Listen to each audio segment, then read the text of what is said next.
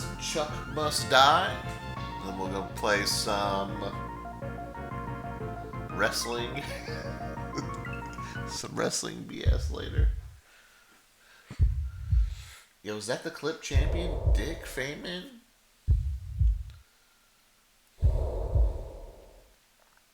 Switch 2 refugees, welcome. Of course. Of course. I'll be hooking up the Switch after stream today, like in my room. Right now it's hooked up in the front room, so you and I can play on it, so. Chuck Must Die. Your game will save on the overworld movement. Exit the level to save your midway.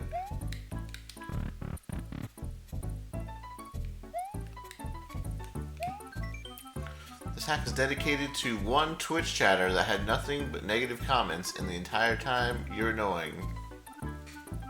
Yo, shouts to that guy.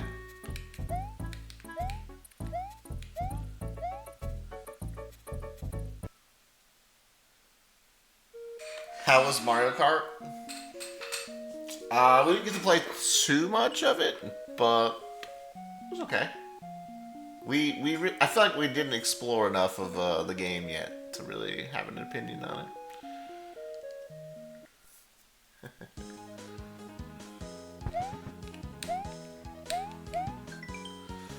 Welcome and enjoy. Making this game gave me infinite respect for ROM hack makers. This took an eternity and a day to complete. What did Chuck do? I don't know, maybe Chuck is the chatter who would never shut up. I don't know. I don't really know yet. Guess we'll find out.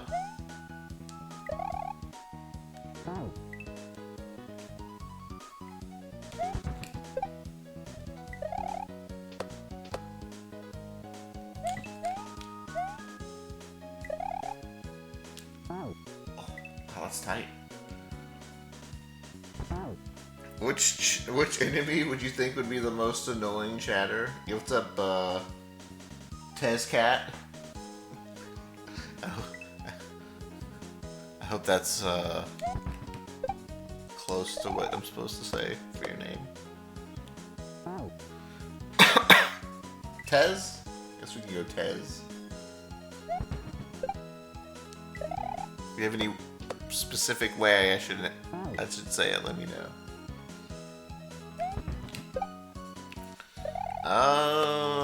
Most annoying SMW chatter. As SMW enemy as a chatter. Kind of leaning toward Whistle Chuck. He's already kind of annoying when he doesn't stop whistling. Wait, can I bounce off these? This Chuck.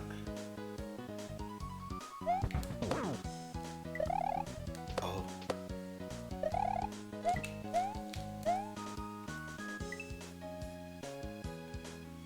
Splitting Chuck with spam a lot.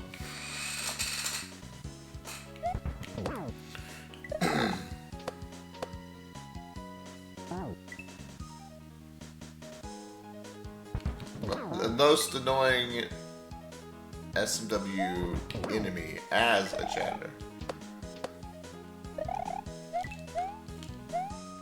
None of my chatters are annoying.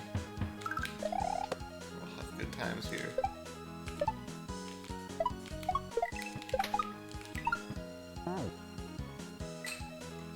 Okay then. No one has learned your nickname first try?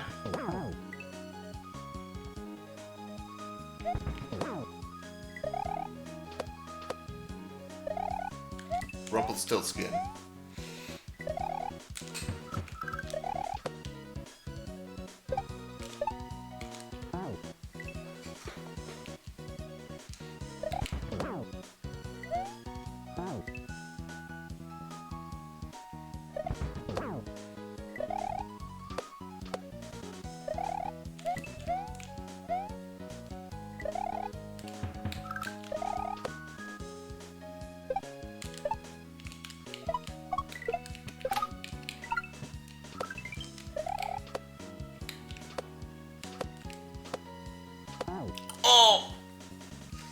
Man, it's gonna be a hard one. Oh, it didn't start the timer. Alright, first try, guys. Beat this level in like 30 seconds.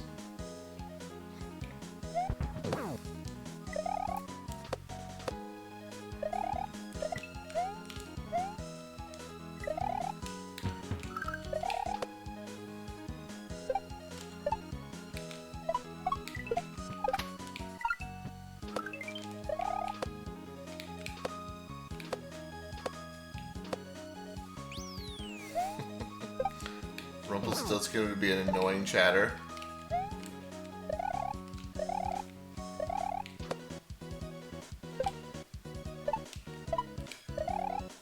Definitely. 100%. Okay.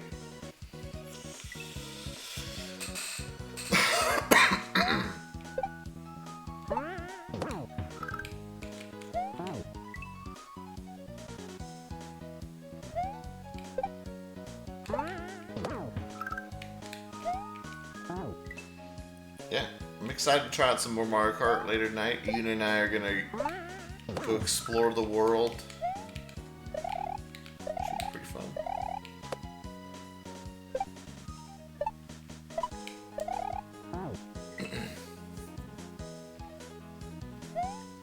Seems to be a lot to do in the map. Yeah, I haven't really seen anyone play it at all, so.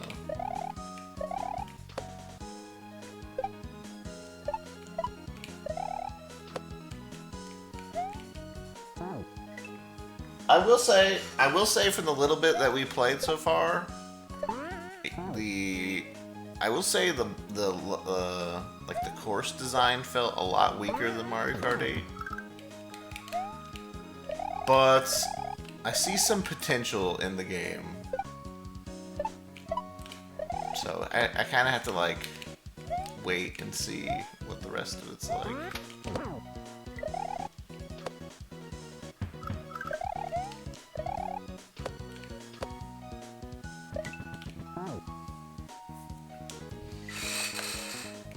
What's up, Deported?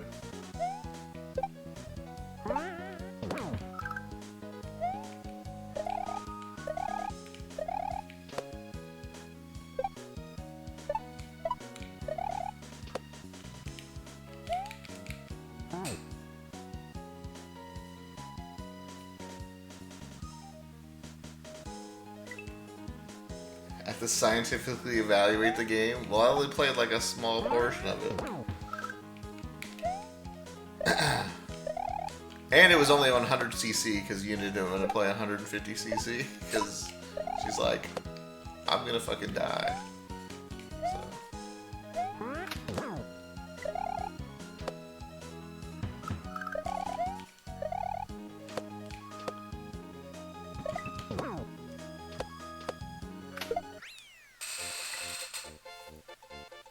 Oh no, Rusty's here! Scatter! Still a lot of driving straight in the cups. Yeah, a lot of that.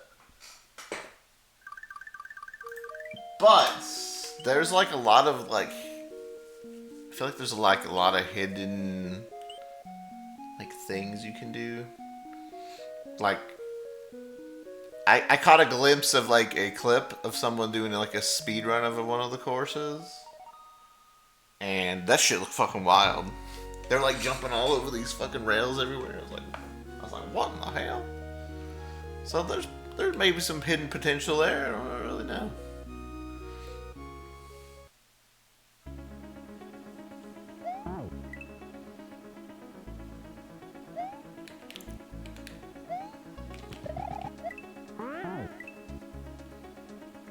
I guess I'll be finding out later today. Doppel.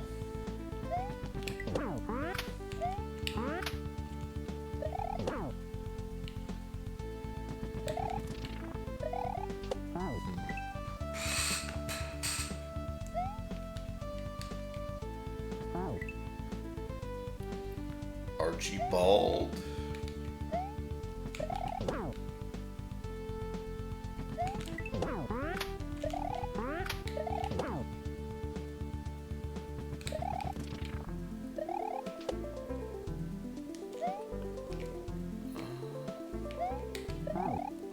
So see.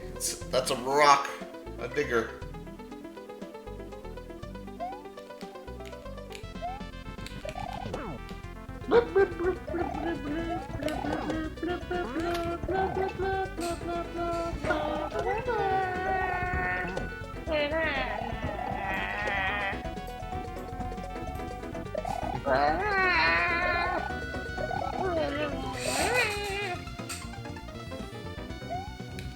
Yo, Space Vixen! Thank you for the 6 months. Good morning.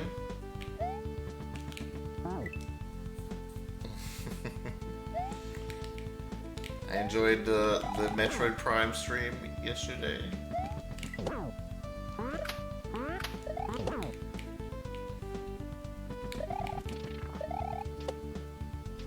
And the blackjack.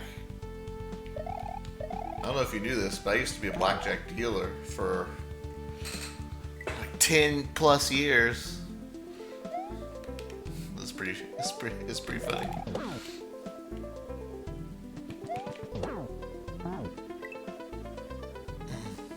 Yo, what's up, MLP fan? Yeah, I worked in a casino for like 10 years.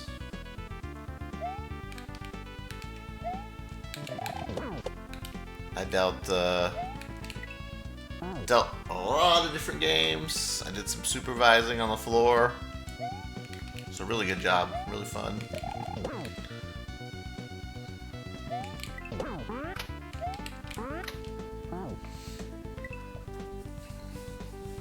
Yo, what's up, Dan?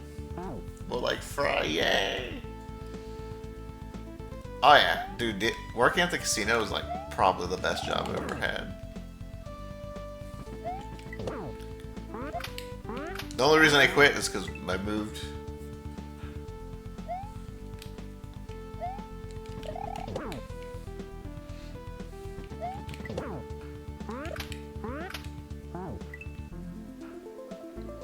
You assumed I was a bouncer? Is it because I bounce on all the Mario enemies? If you wanted to get rich at a casino, what game would I play? Not one at the casino, that's for sure.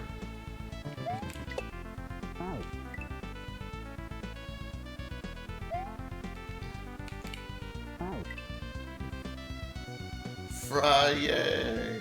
Dude, what? Why is Eldat-oo a thing? Why did we let that become a thing? Were you rigging the games? You don't have to rig the game. I didn't have to rig the games. They're already rigged. Just by the odds of the house winning. So, no. I did not do anything special. That's what you're talking about.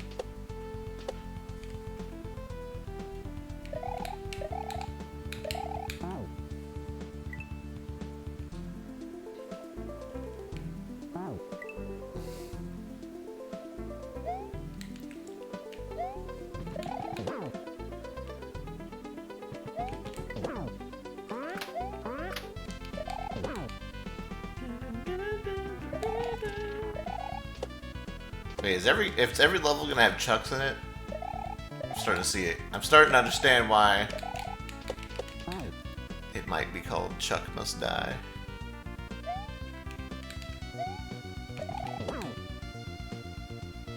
Is Wario bald?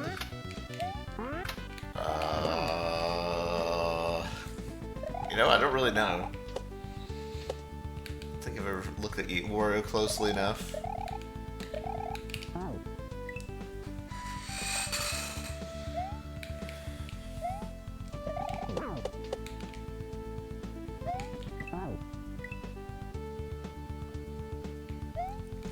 Think casino games favor me, the player?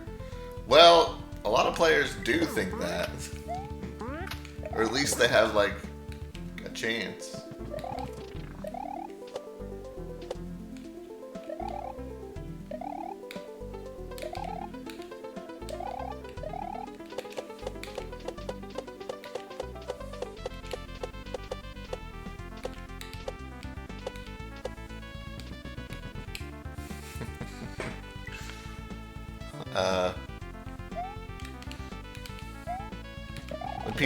when people ask me if they have a chance to win at the casino, I'm like,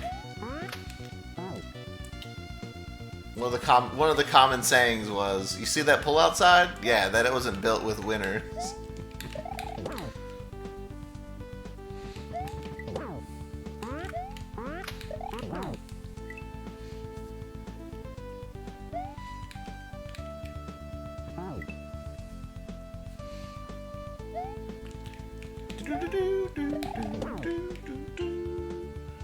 I just picked about the baseballs going back left. No, it's pretty normal. Ball hit wall, turn around.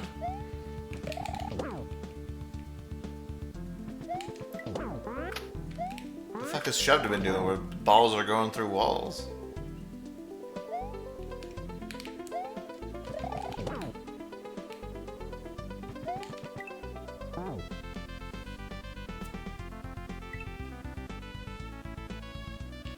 You do have a chance.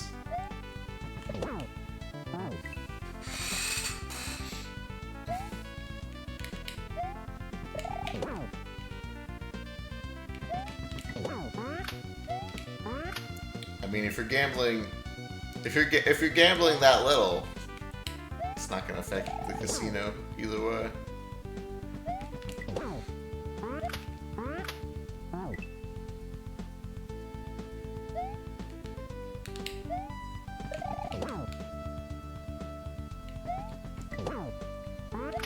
Hey, you can win, of course.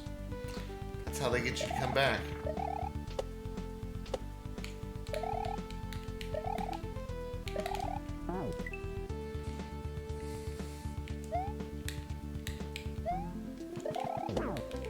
But yeah, in the long run, you can't really win with the casino. There are some interesting people who have won at the casino, but it's ways that don't involve playing the game. Like people who can like see like a faulty roulette wheel or can take advantage of like promotions and stuff.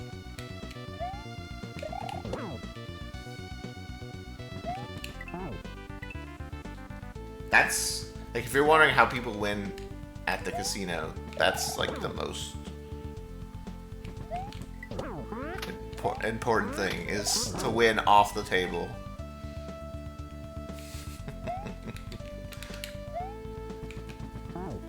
But of course, usually if things are happening like that, it's because someone made a mistake. So, but yeah. There's definitely been stories of like someone found like a slot machine that paid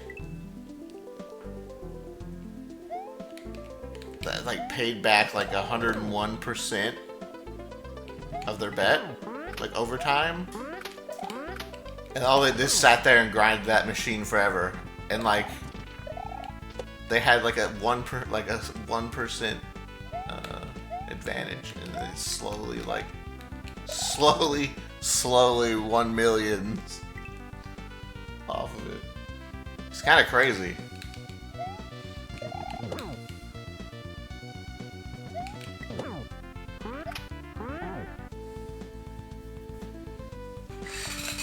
But that's like long ago. Like they don't really like put that. They don't give you those chances anymore. That's like before casinos were like as advanced as they are.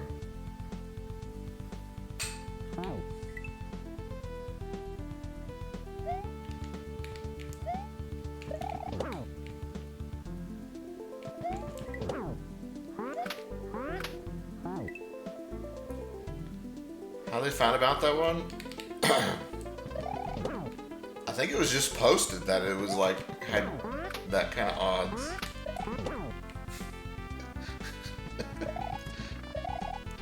But the thing is, like this, like I'm saying, this is long ago, and when people didn't really,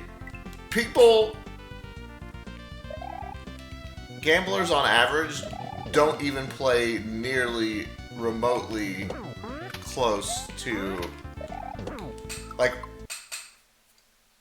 when you talk about blackjack and people are like, okay, what's the house edge on blackjack? Like, 1%, 0.5%. It's pretty small. 2%. It really depends on who you play. Most people don't even play close to that. Most people are playing like 20, 30% house odds. Like those are the people that are making the casino money.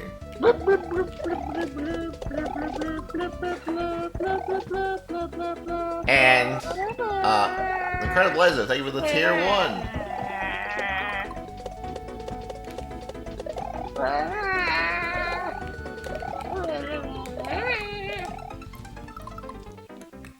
And so you're like, okay, 20%, 30%, at least that's only some players that are doing that. Dude, that's like 99% of the players. There's only like a small percentage of players who play perfectly. As someone who dealt blackjack for 10 years, I rarely saw anyone play like the most like the best way you can to like have the best odds. It was extremely rare for me to see anyone doing that.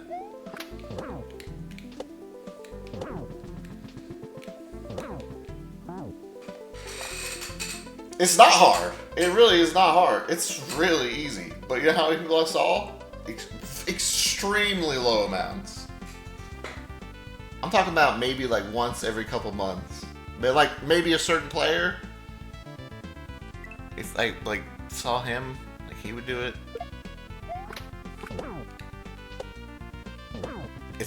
It's really surprising, honestly. Yeah, thank you, Incredible Laser, again. I appreciate you.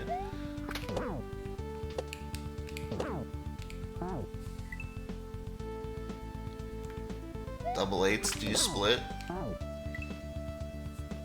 Pretty sure you always split double eights. It's like I said, it's been a while, but I'm pretty sure you always split double eights. It's like, I think aces and eights are the ones you always split.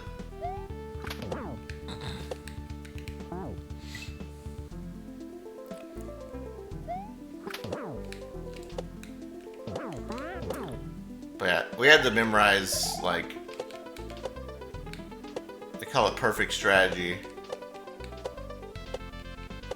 as a dealer and as a supervisor, of course.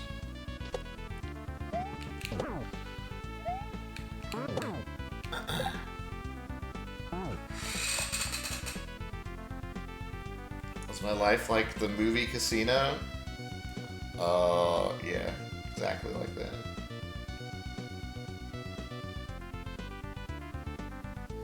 The casinos sell strategy on something like playing cards sometimes. Yo, we had basic strategy cards behind in the pit that we could hand to players if they asked for one. I could hand you a basic strategy card. It doesn't fucking matter. Like, you're gonna lose anyway. Like, you can play as perfectly as you want. That's the thing. It doesn't matter. On average, the house is gonna win with everyone playing every day, you know? It doesn't matter how good you play.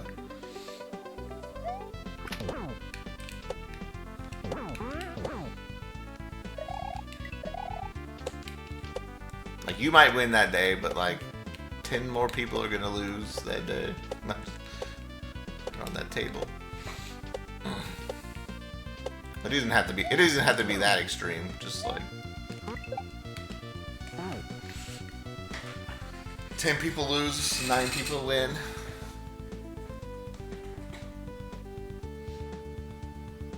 I'm Joe Pesci.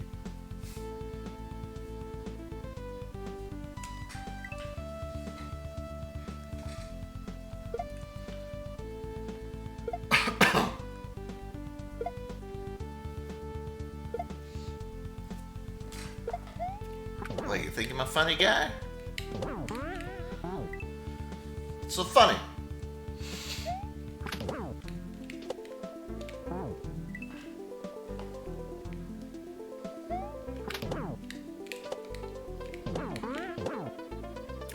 I don't think that's Casino. I think that's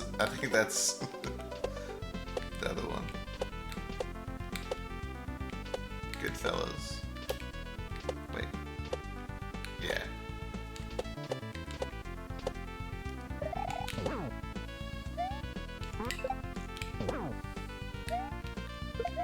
Whoa, okay.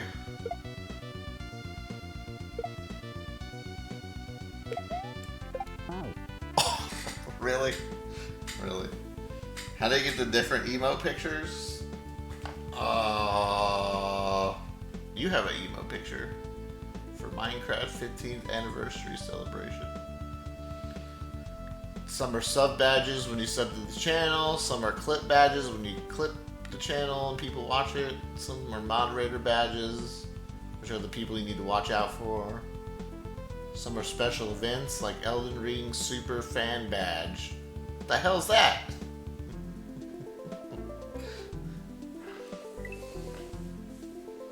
The best way to get a new badge is to subscribe.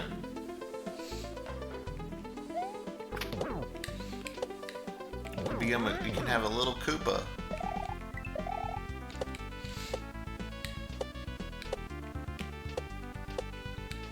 Never mind.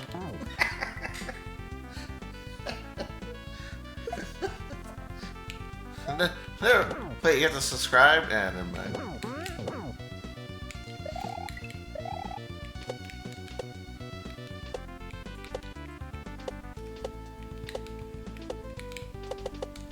Oh, I thought I was dead. What the hell?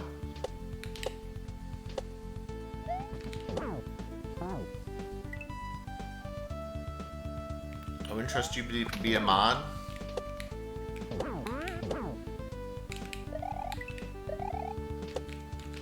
That's the most trustworthy thing that I've ever heard Mad Mart say.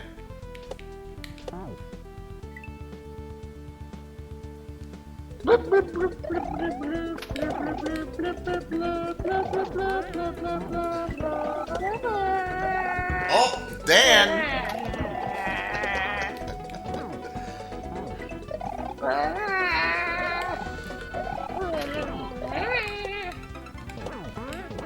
Yo, Dan, thank you for the gift sub to My Little Puzzles fan.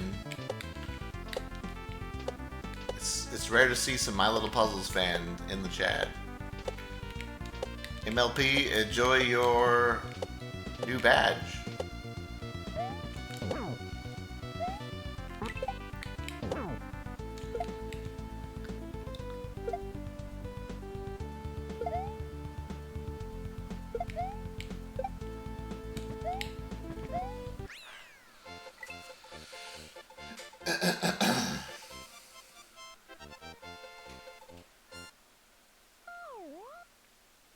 Imagine all the questions I can answer from you. Okay, I will. I will imagine.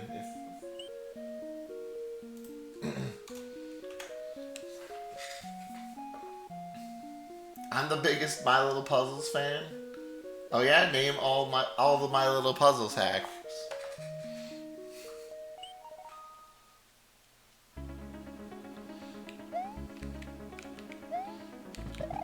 Alright, where's the secret at? Oh my god! You are the biggest My Little Puzzles fan. I'm sorry.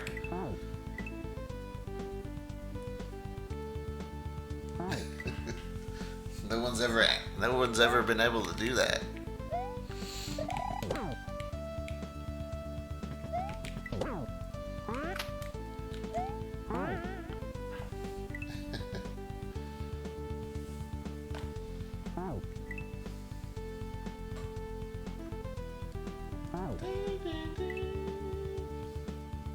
The prequel.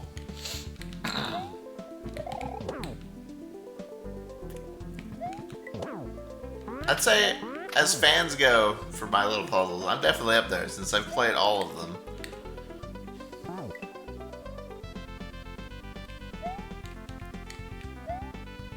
play all? Did you play all the My Little Puzzles, or just speedrun My Little Puzzles 2? Shoved it. I feel like speedrunning My Little Puzzles 2 is definitely at least equal to playing them all.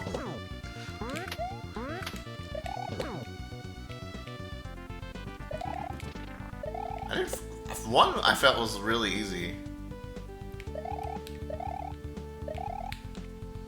3 wasn't that bad either until the ending. I don't really know where to look for the secret exit in this. Like, I could try to jump on the guy up there. I don't really know. I'm gonna move on for now.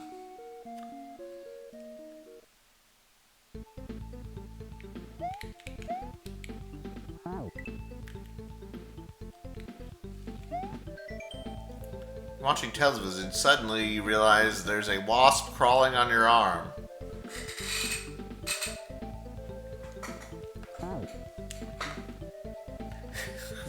What? What the fuck does that mean? Am I getting, like, cursed or something? Blade Runner? Is that a movie reference? Oh.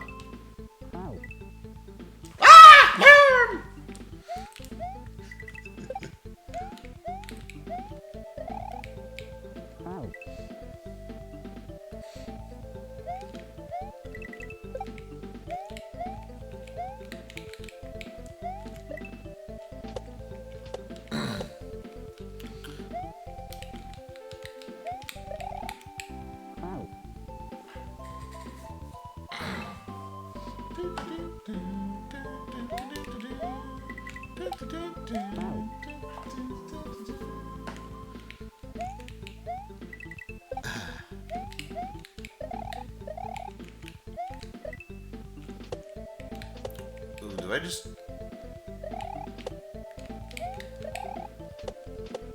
Okay, that worked. Okay.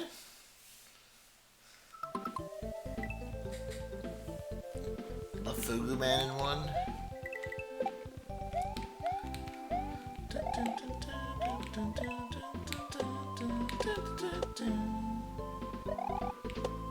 I feel like I'm doing this wrong. How can you be traumatized by Fugu Man?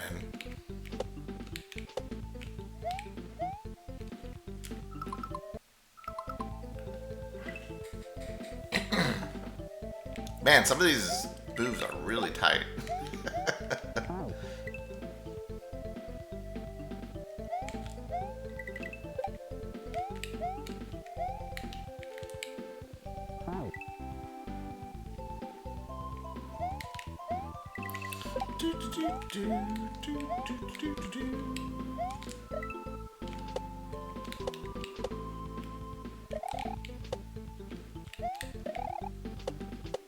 It works, so.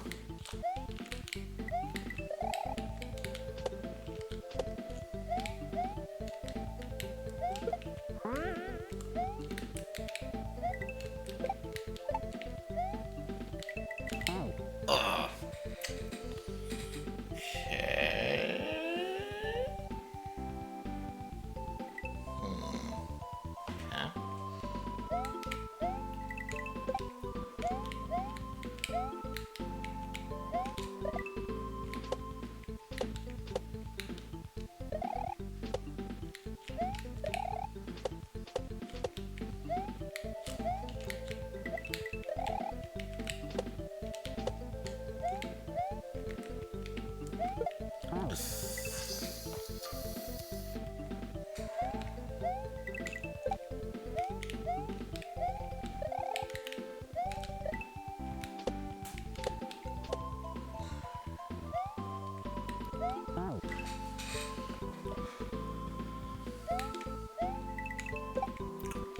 So, you know, we were talking about chili the other day. We were talking about soups and how they don't fill me up. Well, Yuna's cooking some chili today. It's gonna be good. Man,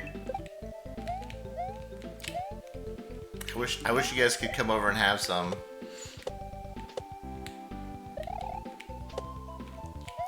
I don't know how Yuna is such a good cook. Like, it doesn't even make sense. Chili in the summer? Yeah, we're in Canada. It's not like, we're not in like 1,000,000-degree weather.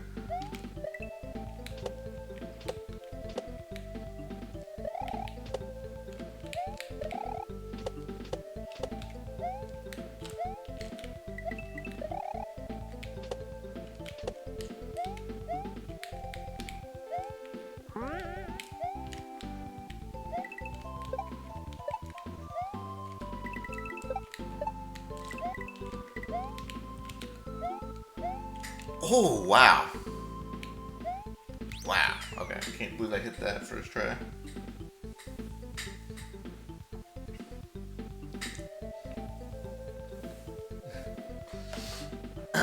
Not Texas. No Texas. Texas chili is not chili anyway.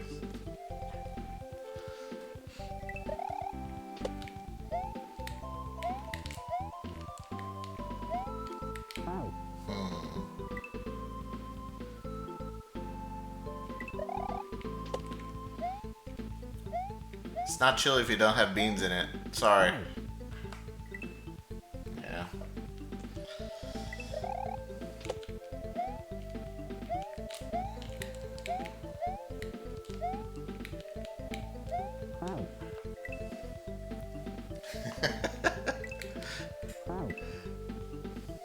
Dude, how can you have chili without beans, though?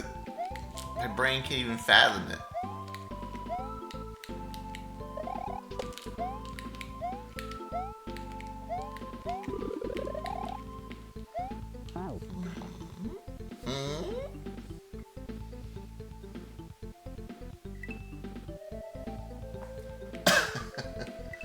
You prefer Texas chili? To be honest, I've never had chili without beans in it, so I can't even imagine. So maybe it's great. I somehow doubt it, but I'll give you that much. I haven't tried it, so.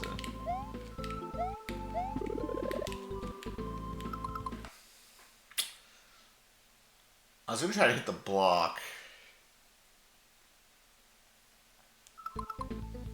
But I was not quick enough.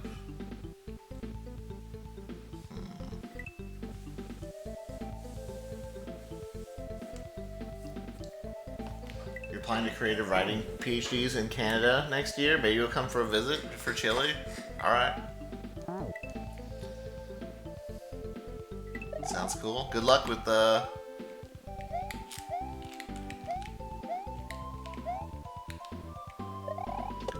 PhDs. Okay, definitely cannot hit that. What am I doing?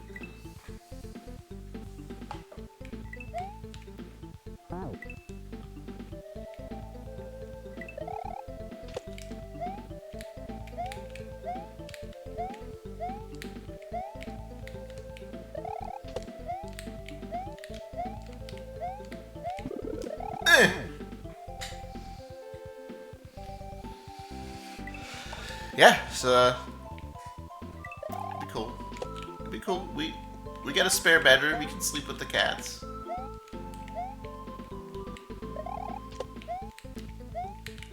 I'm sure Jay would love it. I think I might be able to jump off that, actually. Beans, yes. Meat, no. Is vegan chili? What?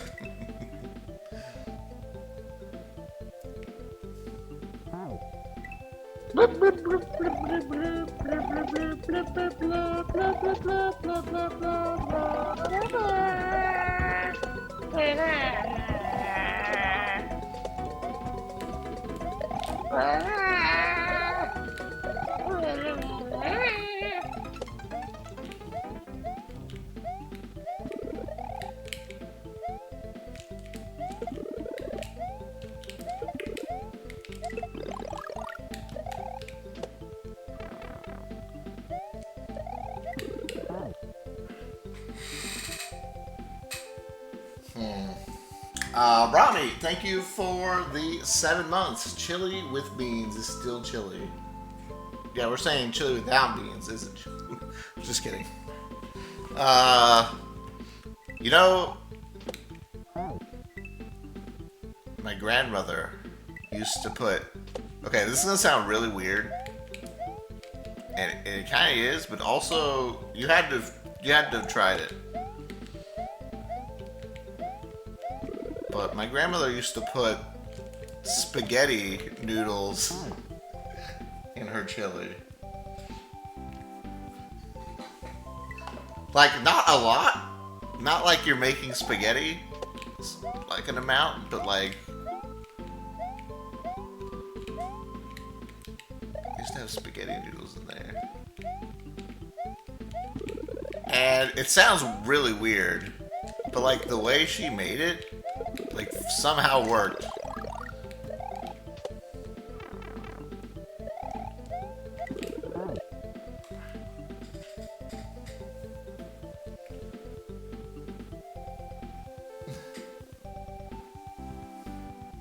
If he said okra, it'd be fine. Huh? It's... Listen, you have to keep an open mind, okay? It was good. Green chili, which is popular in New Mexico, is really good.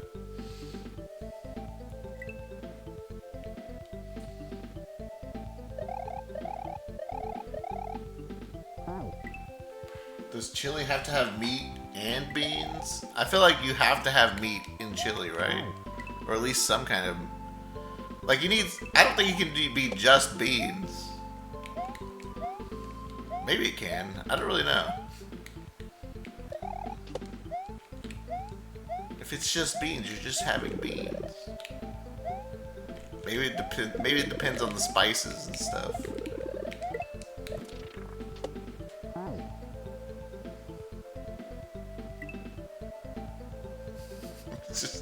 It's just bean soup.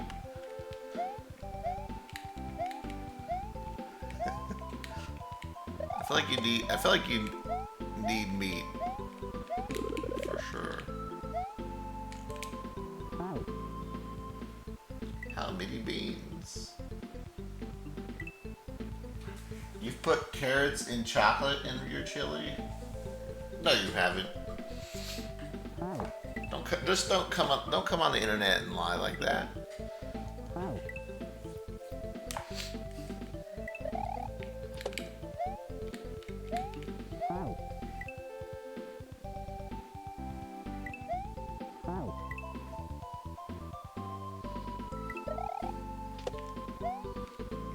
You guys are over here putting chocolate in your chili? Is that... Wait, what the hell's wrong with you?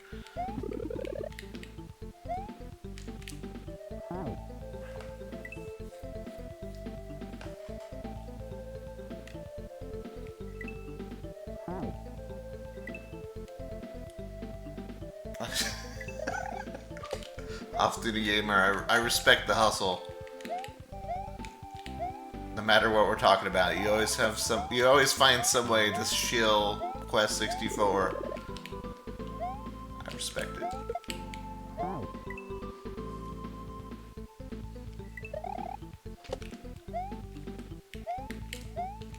gonna need to hit that block with the mushroom later.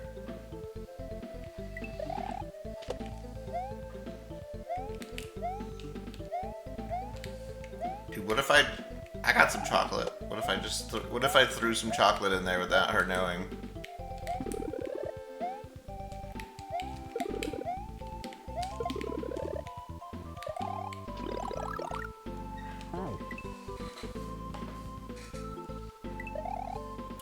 Honestly, I doubt you'd be able to even tell.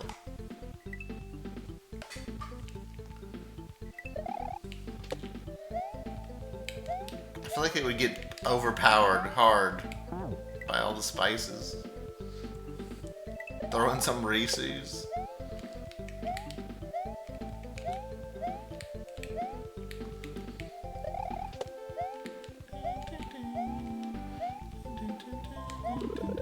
Okay, now, see, now this is all starting to make sense.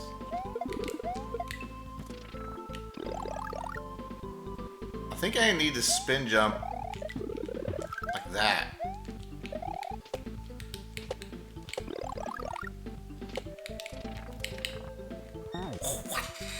Alright, wow. How much banana runs could you add before detection threshold?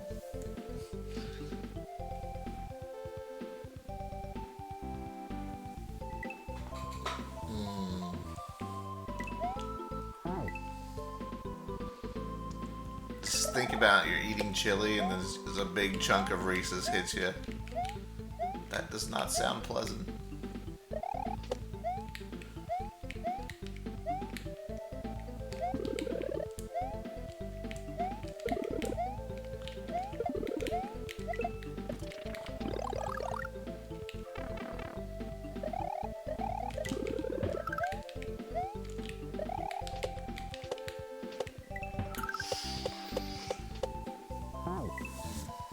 Alright, this is a tough game. I didn't realize. Sometimes Kaizo Intermediate's kind of like that. You pick Kaizo Intermediate, you don't know if you're gonna get a hack where you can beat every level in like 5 minutes, 30 minutes, an hour. You never know what you're gonna get.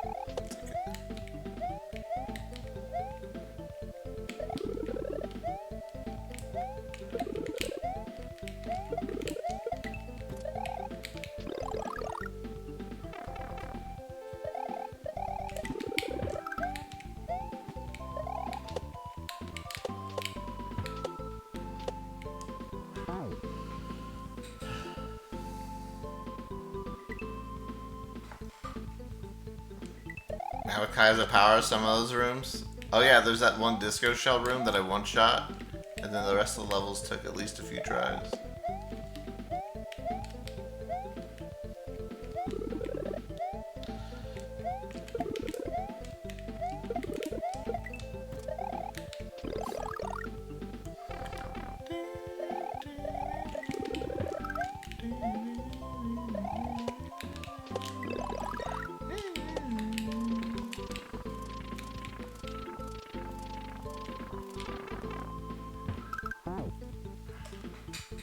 The hell's that? Why is there a sheep? Also, I need to like hit the muncher early and stop my spin. Crazy.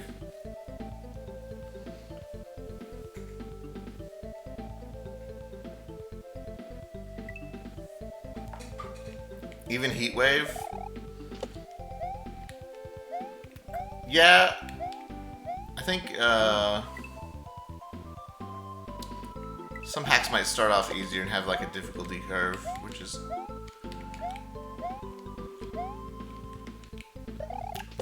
kind of what Heat Wave does, I guess.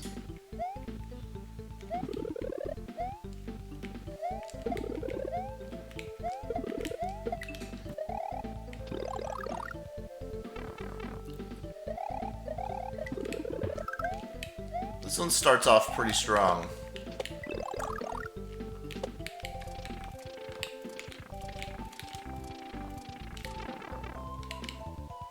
Oh, too early.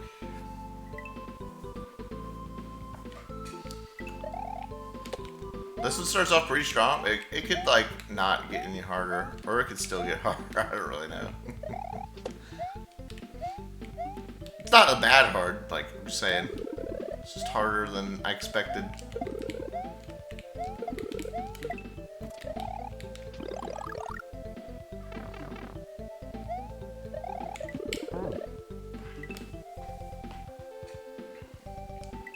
Harder than I expected for Kaizo Intermediate. Oops.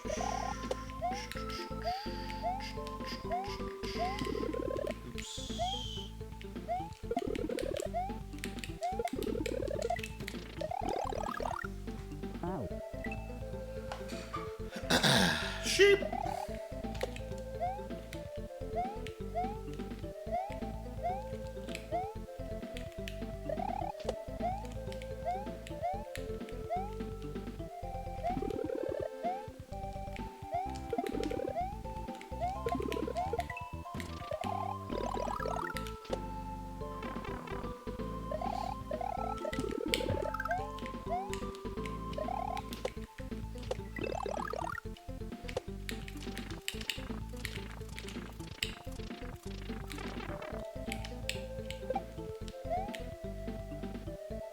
What was a mole? I like landed on it midair.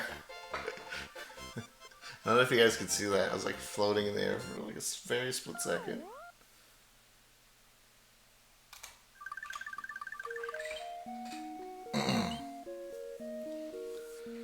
Oh, I should probably try to find this secret exit. I don't really know where to look.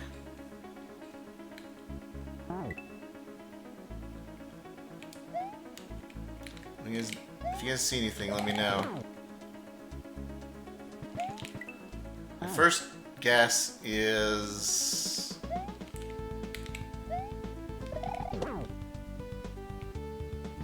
up on that one chuck. Unless you're supposed to like ride this somewhere and like go in a wall. It's kind of bullshit though. I don't know where I'd ride it to. That's the problem. I don't really know where I'd ride the wing block to. Unless you're like entering a random wall. Like it doesn't go. It doesn't. It's not high enough for me to like go up on top of the screen.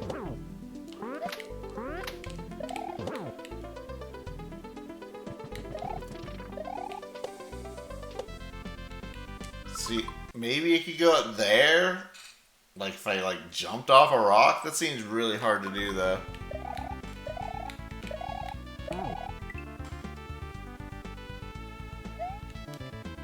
Especially since I have to dodge baseballs the whole time, and I'm not even guaranteed that there's anything up there.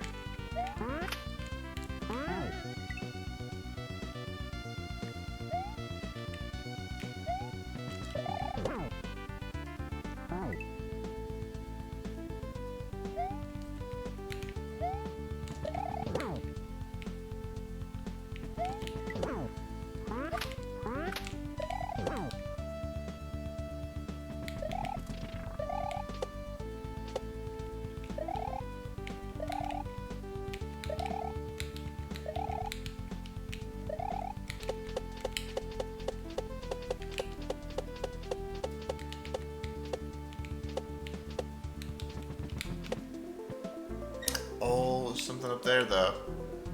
Ah, shit.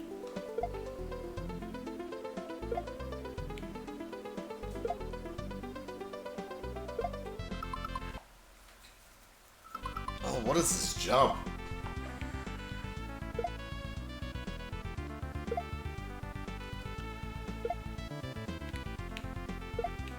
Yeah, that's... I think I can... Definitely would kill me. I have to come around it. I'm not sure how to time this at all. It's a really weird ass jump.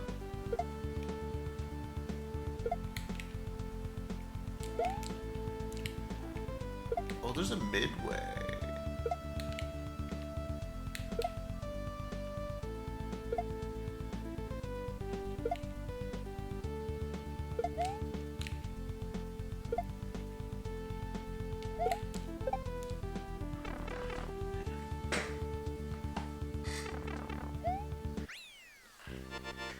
Football.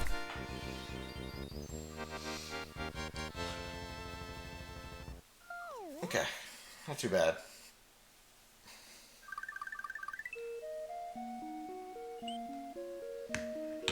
Okay, guys, I am going to take a quick break. We'll come back and we'll see how far we can get in this game. So, BRB, one moment.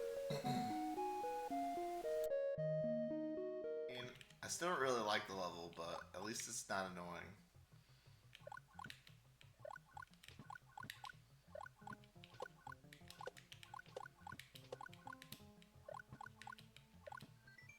Trust your fireballs.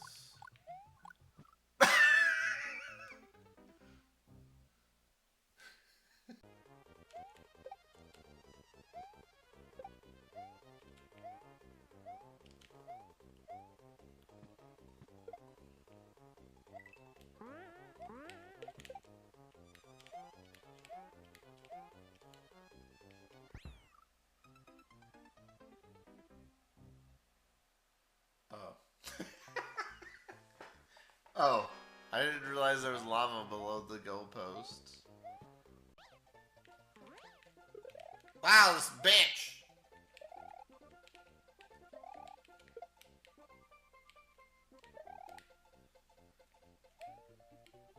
I will destroy you.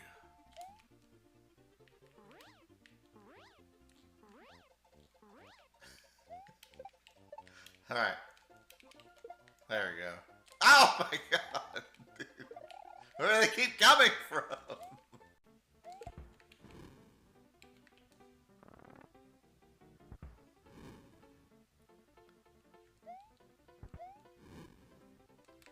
Dude, he's teleporting new enemies into the arena. I have your friend.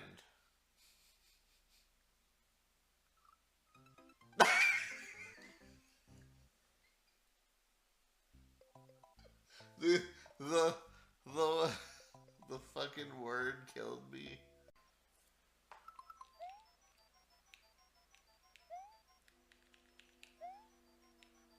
Oh god, dude, the clock was solid.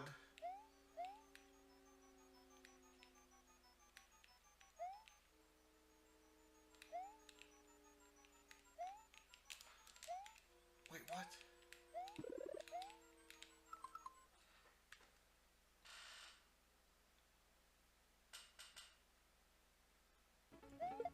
Oh god. If only I was better at duping. Oh, there we go. Just had to ask.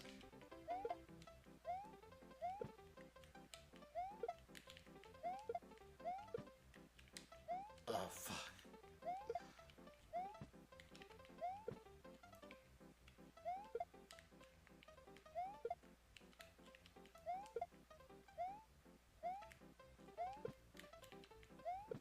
He's doing it, guys.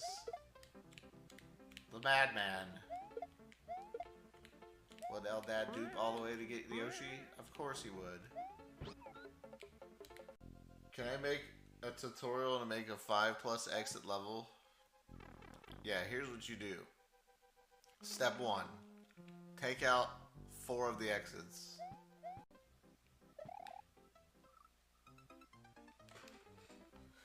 Is this Keck? Does the checkpoint even work?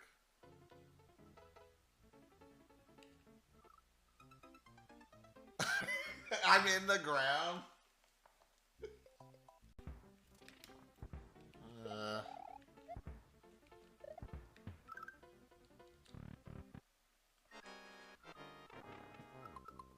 Wait, there was a door there?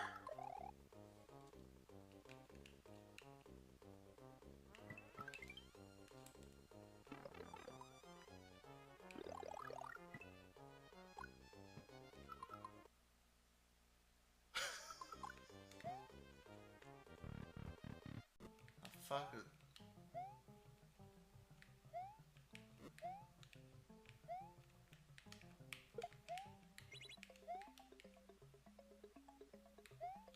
Oops. Shit.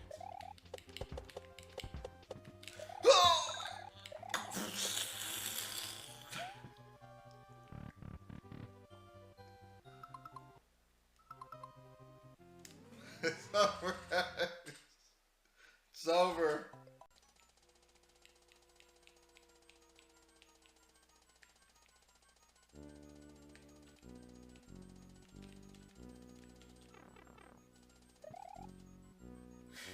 What is this jank ass shit?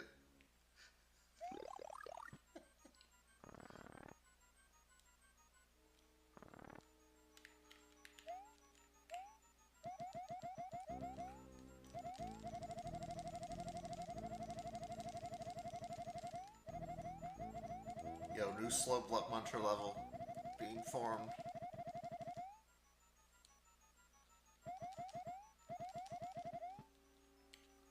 Alright, just had to get it to push me through the wall.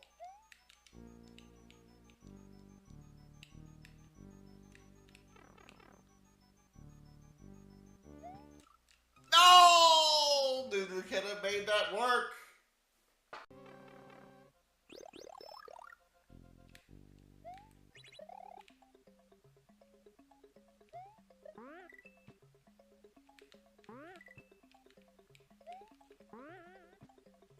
is this fucking Grand Poo World shit?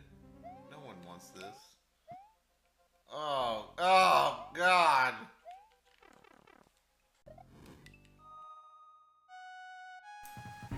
Alrighty. Six pack was amazing. Yeah. Definitely a time. What the heck? What's up with Yoshi?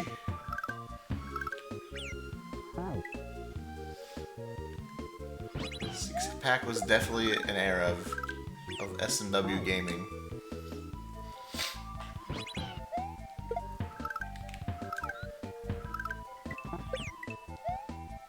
Dry Yoshi.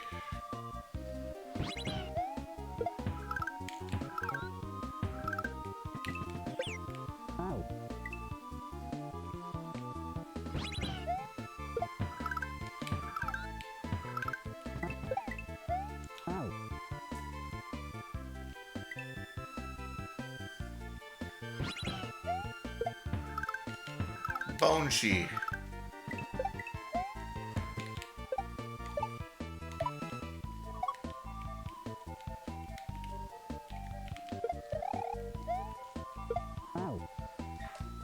Oh, okay, it's one of those switches that turn Yoshi colors. Let's see.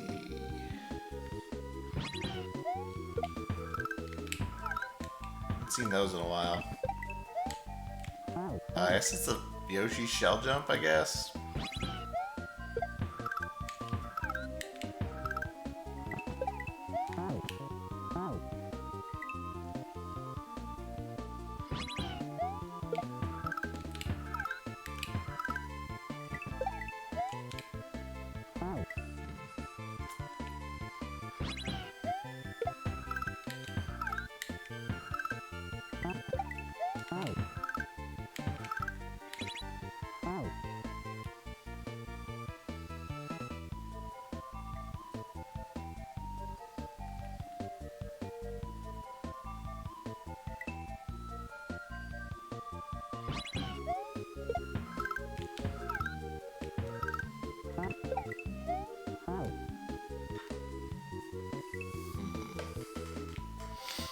But yeah, it's gonna turn Yoshi blue when I step on it.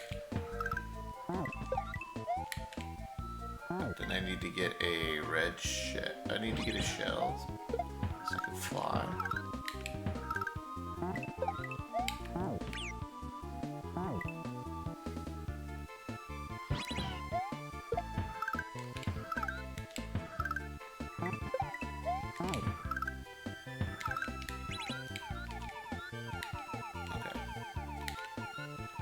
Uh...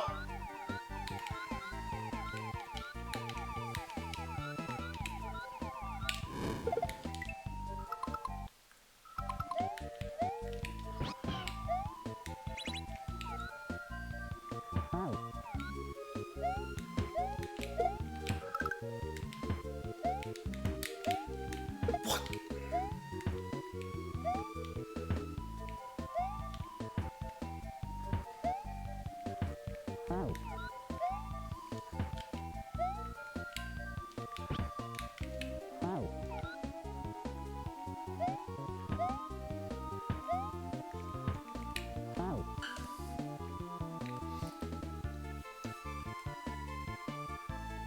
I think you can only stand on it for a split second. It's like a P-switch.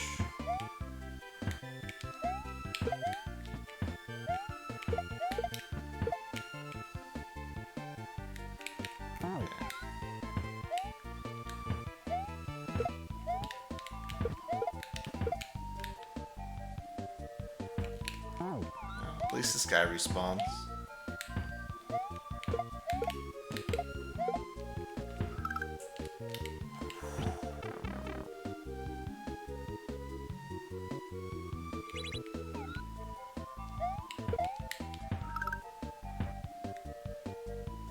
Checkpoint.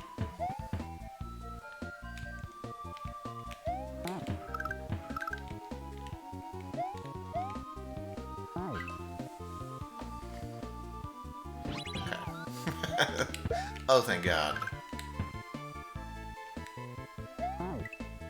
a shell jump too?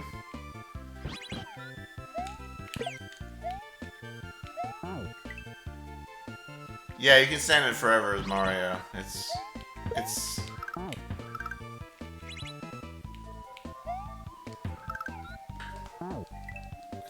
one of those.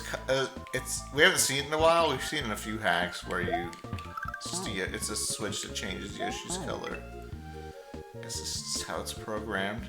Like you can't change Yoshi's color if you don't have a Yoshi that you're on.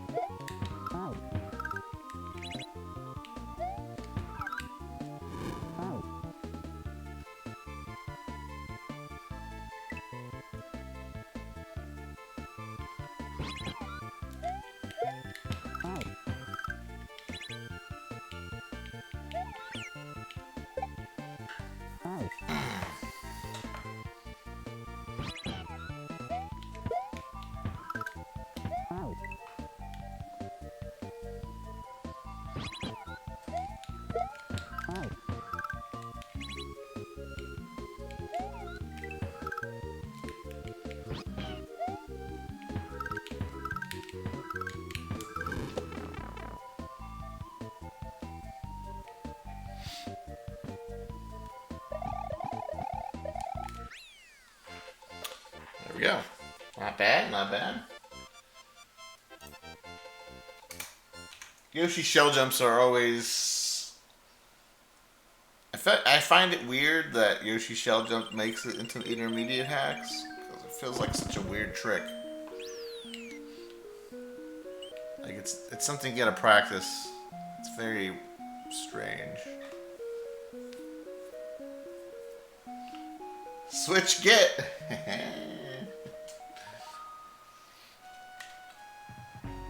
But I do got my Switch now. I was watching Panga play some Mario Maker last night, and people kept asking him if he got the Switch too. He's like, "What do you think I'm playing on right now?" Still just playing Mario Maker. That's pretty good.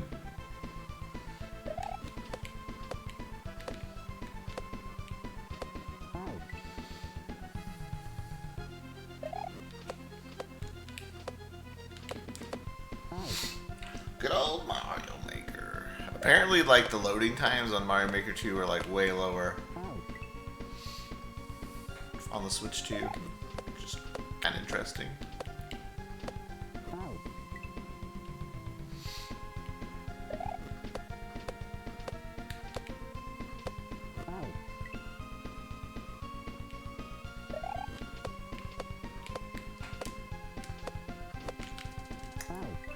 This regrab looks nasty. It's more about the timing, I think.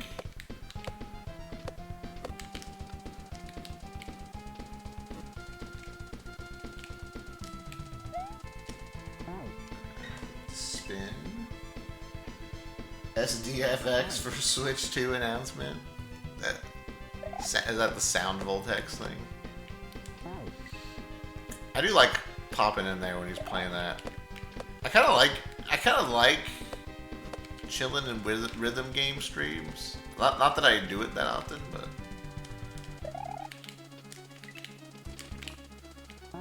it's nice.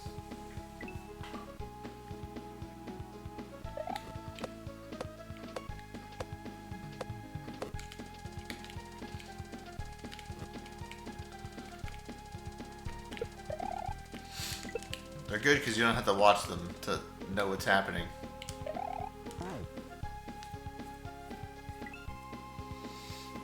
It's weird that they didn't come out with the Mario platformer. I know people keep saying that, like... I don't think it's that weird. Did people say that about the Switch when it first launched?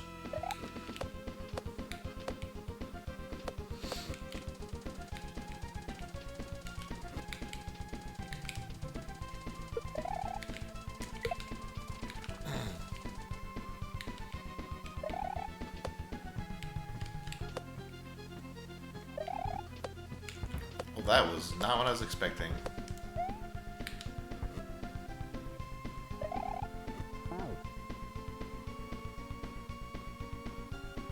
Something had to have despawned.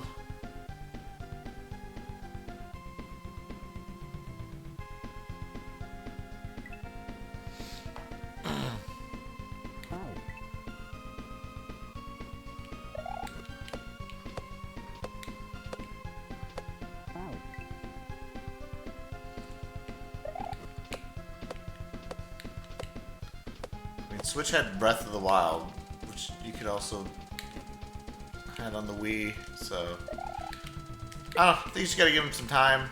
Like Donkey Kong is supposed to be the like Mario Odyssey of Switch 2. I mean, I'm sure we'll get a Mario game at some point, but I wouldn't really expect one too soon.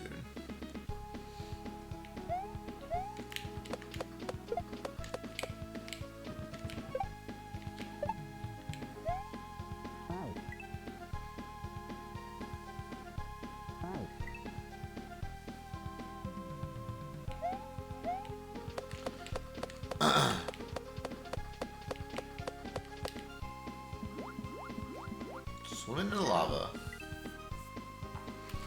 Yeah, someone was talking. We were talking about it yesterday. We were thinking that Donkey Kong probably was supposed to be a launch title, but they just couldn't get. They just needed like a little bit more time. Which, like, listen, if they need more time to finish Donkey Kong to make it a better game, like I'm all for that. Why push like a?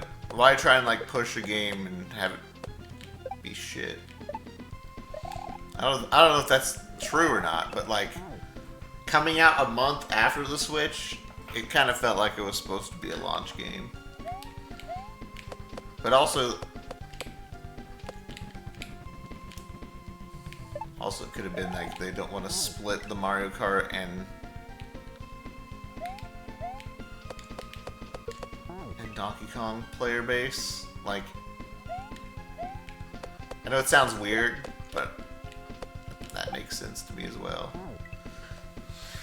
Have people play Mario Kart first and then play Donkey Kong afterwards.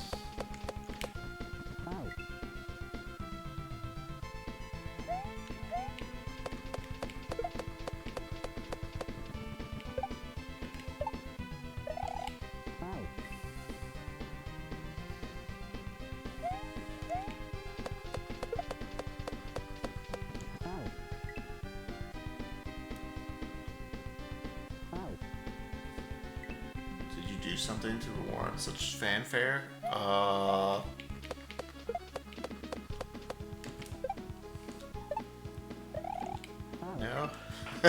No, because I don't know what you're talking about. Oh, you're talking about MLP fan. Ah.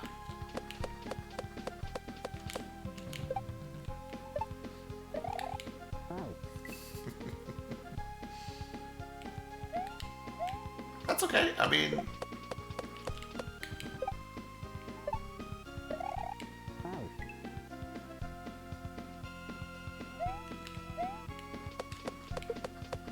wait to release the Switch 2.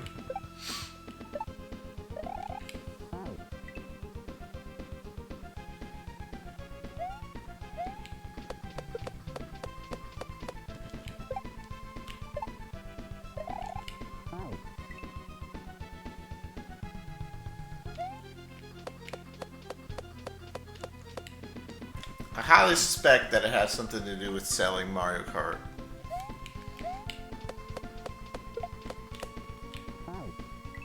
If I had to like pick some like weird, if I had to pick some kind of reason, that would be my reason.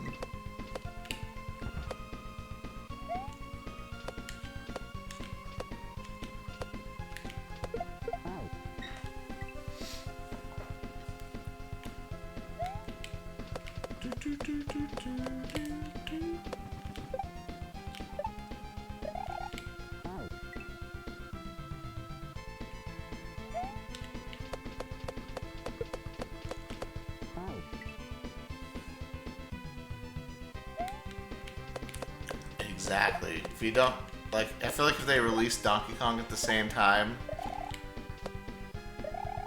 no, like, no, way less people buy Mario Kart. Especially if there's like a bundle for Donkey Kong as well. It's like, well, they have a bundle for Donkey Kong and Mario Kart. Well, screw Mario Kart, and then no one buys Mario Kart.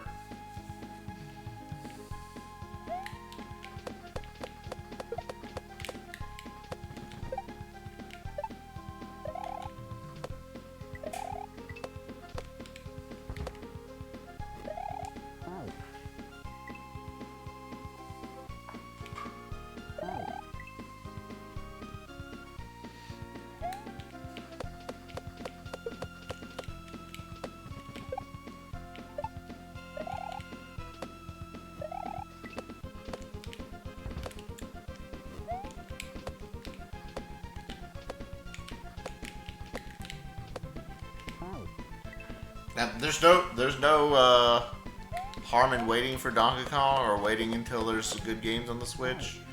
I mean, it seems like they're gonna continue Switch support for a while, so like even if like you could just just keep using your Switch. There's no pressure to buy Switch 2 if you don't want it right now or can't afford it.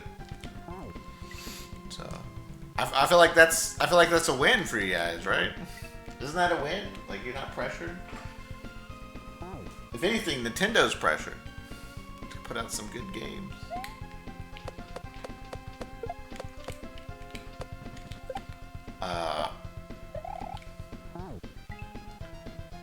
Me personally, it doesn't take a lot of games for, like, okay. I am a massive Switch 1 fan, and it doesn't take a lot for me to invest into the Switch 2. With how much I use the Switch 1, like on stream, traveling, like even when I never ever load up any of my consoles ever off stream. Like Super Nintendo, you know, my N64, anything like that. The only thing I ever load up is my Switch. Like, I can play the Switch in the living room. I can go in the front room, play in there with Yuna or something.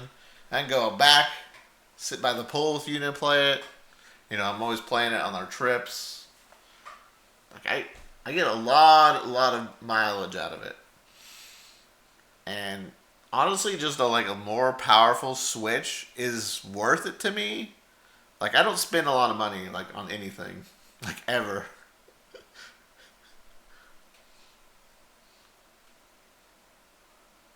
Your house has many rooms. Well, I mean, we travel a lot, so...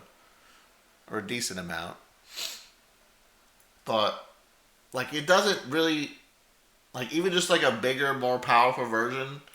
With, like, a couple games that come in the next few years... That's gonna be an easy investment for me. Like, I'm already in. The Switch 1 showed me that that's what I want.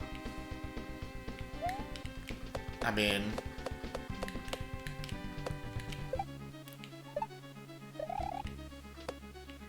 like, even with the worst case scenario, like they release some mediocre games, I feel like I still need to get my money's worth out of it.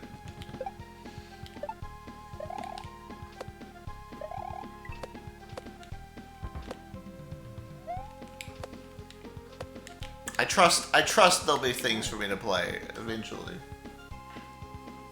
Living in luxury.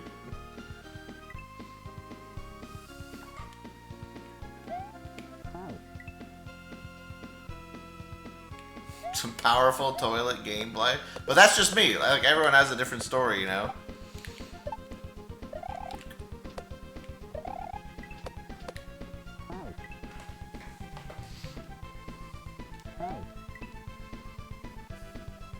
I don't think everyone needs to go out and buy the Switch 2 right now.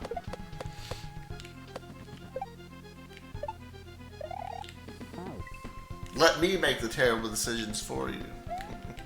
Although I'm not making the terrible decisions some people are making, like buying that $10 Tutorial game. That's just telling Nintendo that they can make money off that. That's kind of stupid, honestly. Like, even if you're buying it as a meme, you're still giving Nintendo your money. So they're like, oh, this works. Like, okay then. It seems like a really dumb idea. But it's whatever. 6 hits.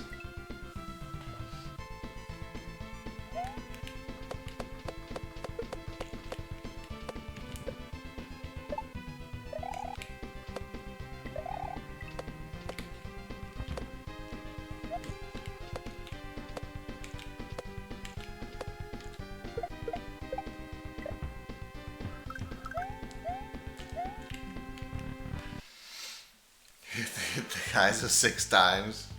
That's what I was thinking too.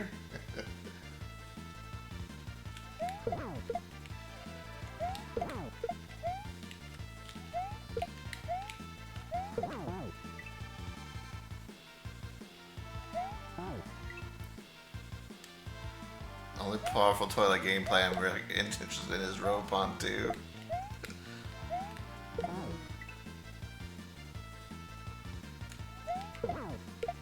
Oh yeah. Especially if you didn't have a Switch, like picking up a Switch 2 is like, it's really good.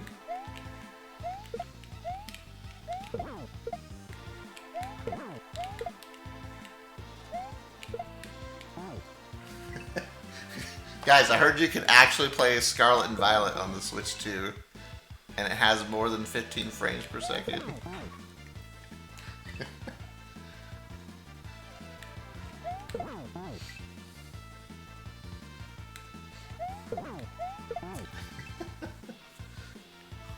I thought that was hilarious.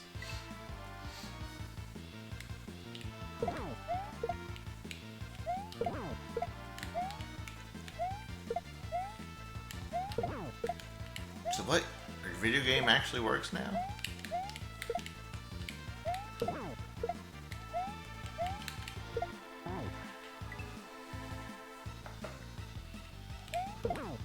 Dude, I wonder what the loading times on the... I bet the loading times burn a lot of time off the speedrun.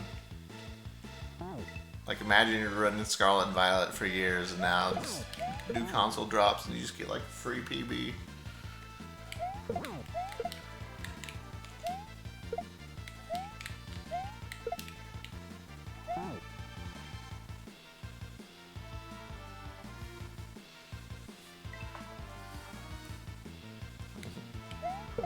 I'd be interested to know how much it saves.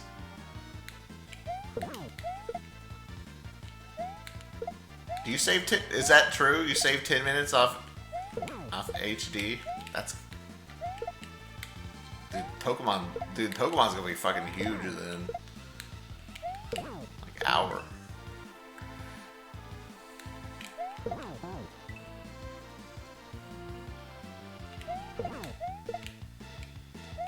I think I watched a little bit of the Scarlet Violet speedrun when it was on GDQ. Where they're like jumping backwards up cliffs and stuff. I thought that was really funny, actually.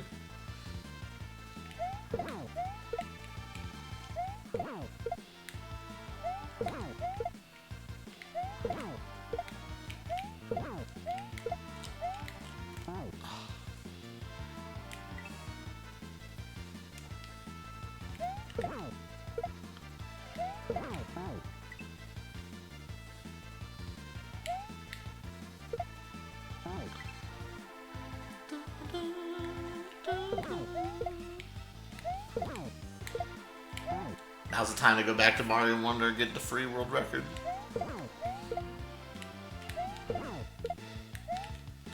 Now's my time, guys.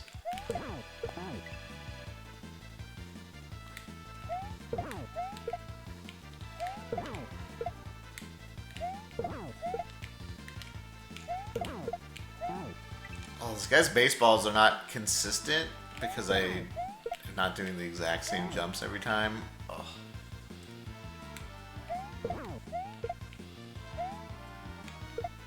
much the football guy really affects me.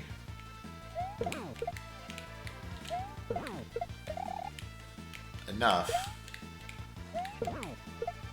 Enough to where I have to worry about him, but not enough that it actively hurts me that much.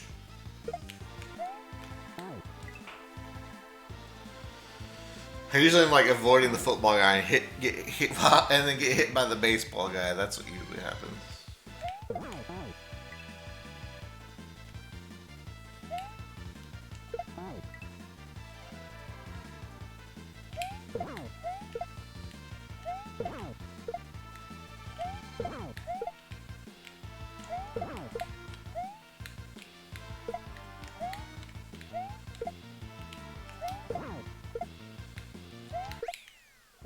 Oh, I guess that was 6. Nice.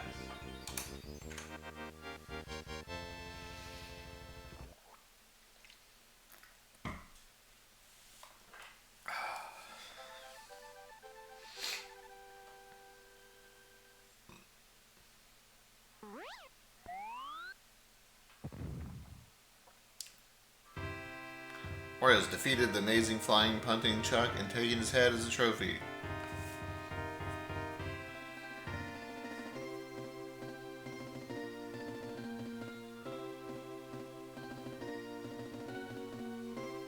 Pokemon music?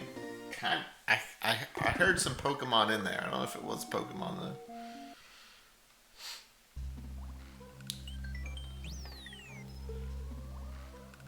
Donkey Kong music.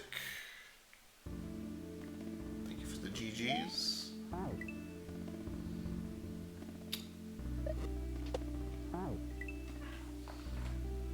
More Donkey Kong music.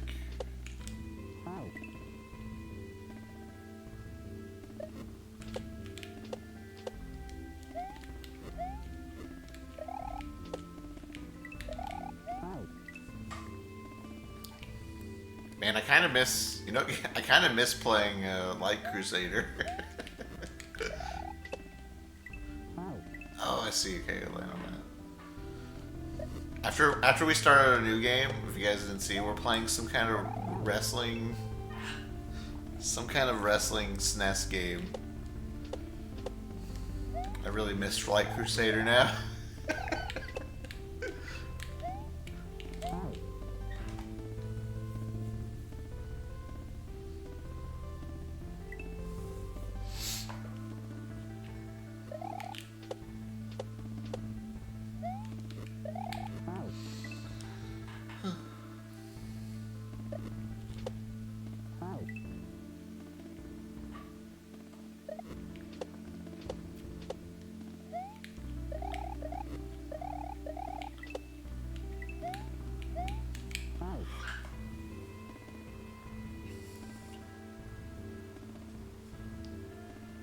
Bought your Switch for the Breath of the Wild. You get the Breath of the Wild bundle things. You use the Sheikah Slate. What is the Sheikah Slate that comes with it? Yeah. I mean, I'm not a big fan of wrestling in the first place, and the controls on that game are really, really weird. So probably some kind of combination of that. Like, Light Crusader felt snappy and like responsive. This game feels like I'm pressing buttons and like I can't tell what's happening the entire time. Like it just doesn't feel as good to play. I think that's the this is one thing you might not understand by looking at Light Crusader is like how good the controls feel.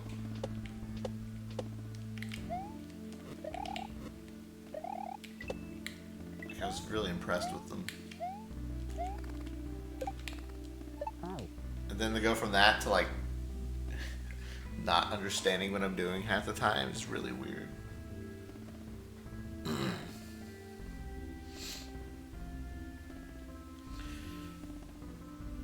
Have we checked to see how many followers in the Twitch game yet? It does. What, on the wrestling game? It doesn't exist on Twitch. There's no category for the wrestling game on Twitch. So there's no followers.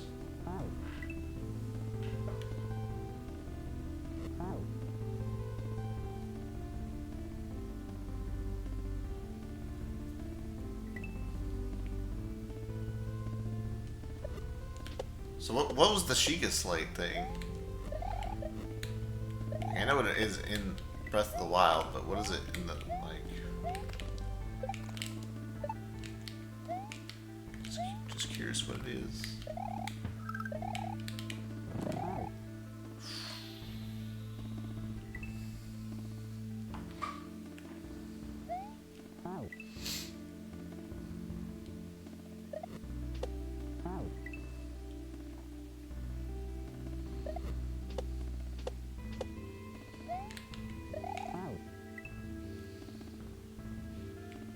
Sheikah Slate case. Oh, okay, it's a case. I didn't see that part.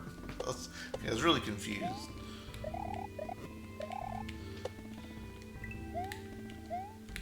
I missed that word.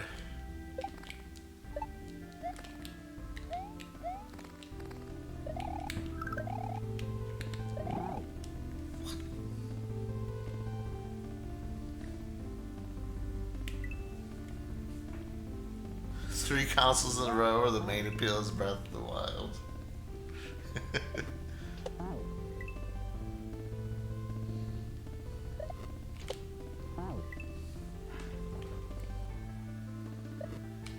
Dude, can't wait for the Breath of the Wild remaster for the Switch 3.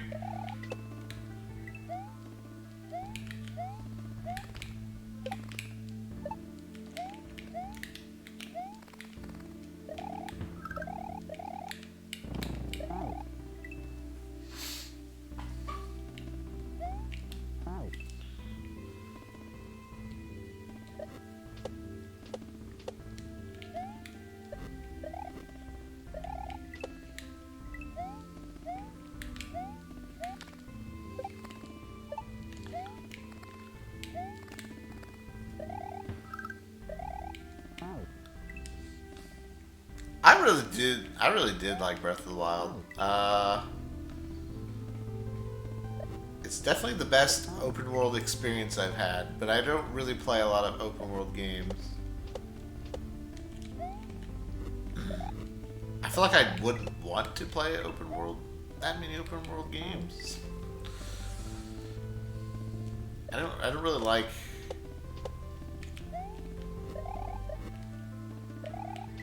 I'd rather just have like a streamlined experience most of the time.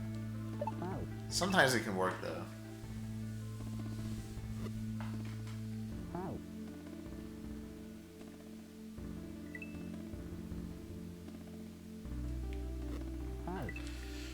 Zero Dawn. Yeah, I haven't played a lot.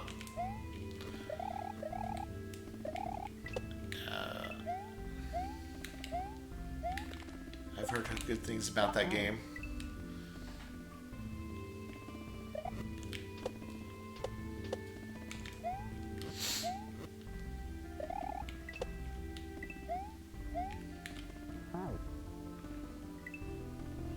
Would you consider a GTA fan? Would you consider a GTA game to be open world? Like Grand Theft Auto 3? Kinda, right? Like one of the old ones?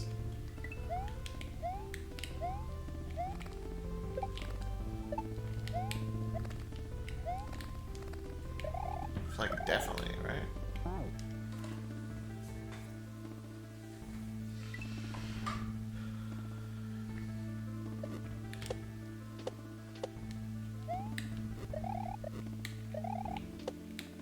If I had any interest in playing Breath of the Wild again, like, I feel like if I played Breath of the Wild when everyone else played Breath of the Wild, maybe I would be down for a replay, but I kind of played them not too long ago.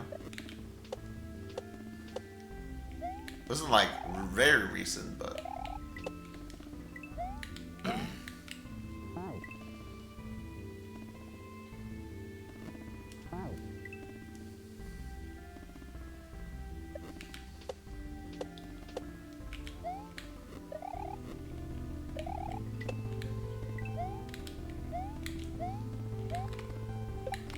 well, Xenoblade has an open world. I don't know if it counts as open world. It does have an open world, though.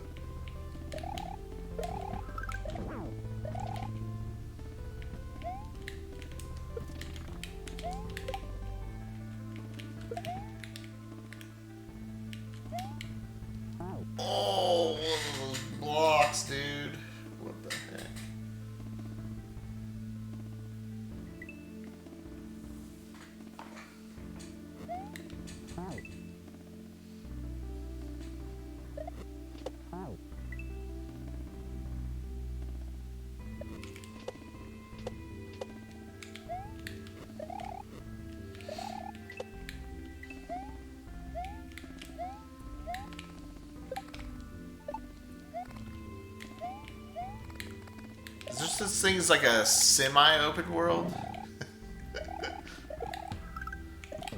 I feel like that's what that's what I feel like Xenoblade is, because like it has a lot of open world aspects, but then like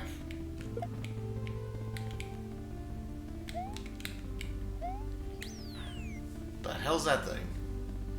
But then like it definitely locks you out of going to certain places through various means.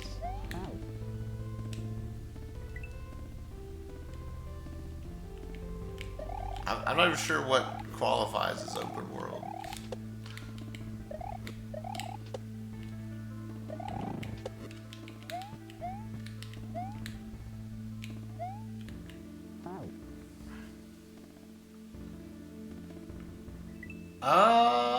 I think it's a little more open than Final Fantasy X. But usually blocked off by like high level enemies and stuff. Like I feel like you could just go anywhere. Well, it kind of blocks you off with abilities too, like kind of like a Metroidvania in a way. We need to have like like a certain skill which you get from the story.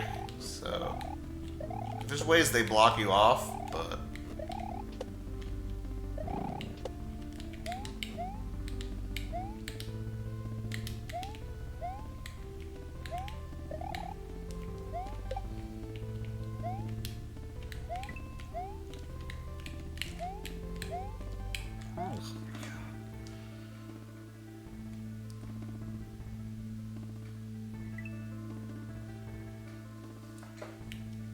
you want the illusion of an open world? Yeah, it feels like the world's open, for sure.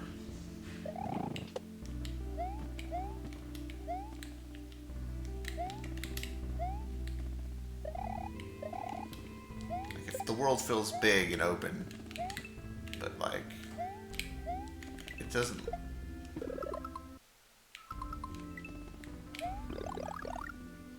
You just can't. You can't go everywhere though.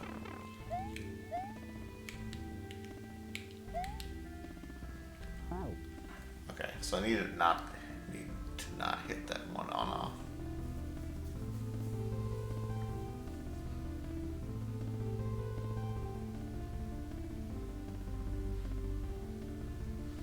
Final Fantasy 2 is hilarious with that because the whole world is okay. Do they kind of at least hint you in the right ways to go, or do you have to like figure out where to go? It's like, well, I went this way, got fucked. All right, let's go somewhere else.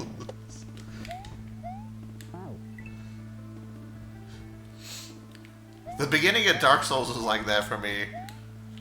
Like once you got to the main hub, because I like tried to go the skeleton way, it got my ass destroyed.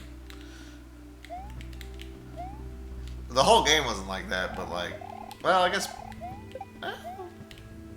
it's got some elements to that actually.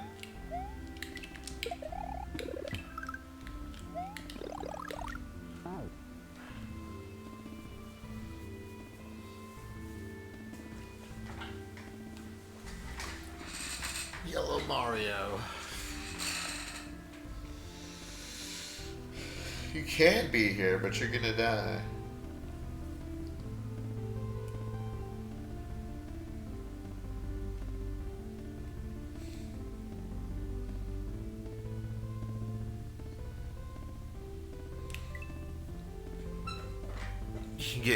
Oh yeah. You just get slapped down by regular enemies. I heard that about some of the Final Fantasy games. You just like wandering around, just fucking get nuked by some enemy. Actually, Robopon 2 has some of that too. It's like out of nowhere, there's like insanely hard enemies appear. It's like, okay, I guess I'll die.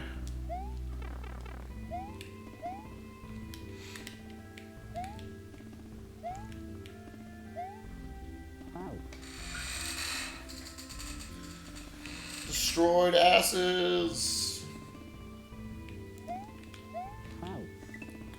On the Xenoblade games, it's a little easier to tell you're going the wrong way because you'll just, like, the creatures have, like, levels over their head. And so you'll just, like, go into an area and everything's, like, 30 levels higher than you, and you're like, I do not belong here.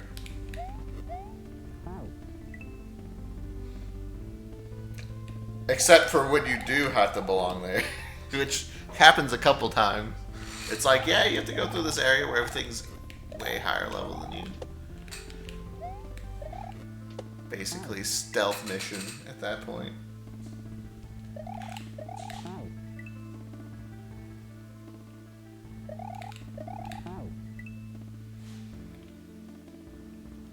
Oh, is this from WarioWare? This guy?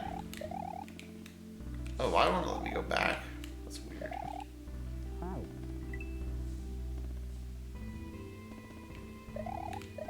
Can I touch you, Xenoblade Clip?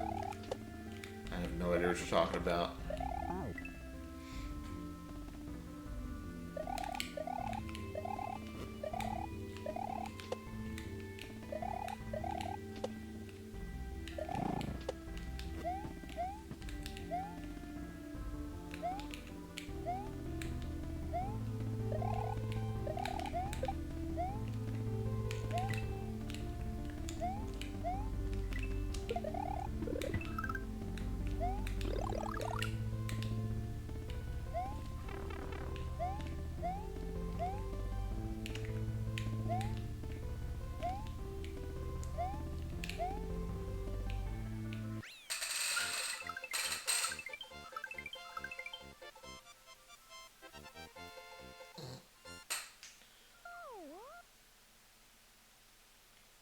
Xenoblade solves that requiring you to run through zones like that. I haven't played X yet. X is on the list. I guess I'll be playing on Switch 2 as well.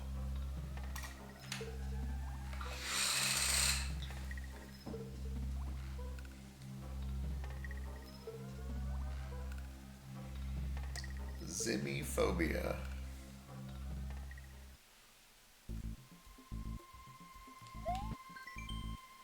The fear of the great mole rat.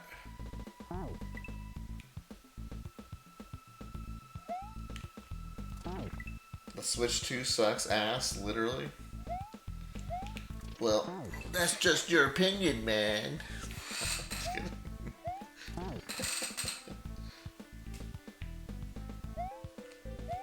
If it's so great, why aren't you playing it?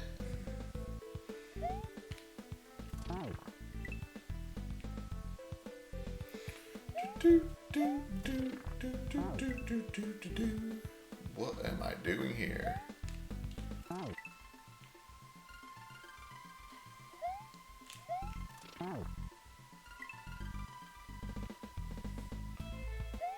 Literally, that sounds like a feature. People pay money for that.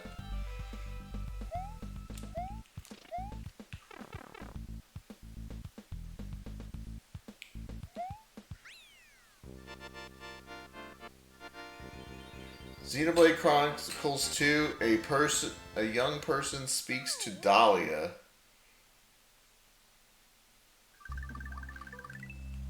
God, I have no idea what the hell you're talking about.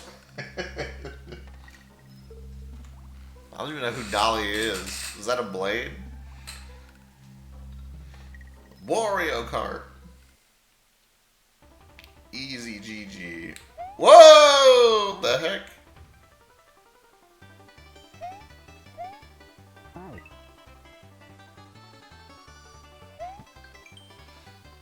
Very curvy, almost entirely naked bunny lady blade.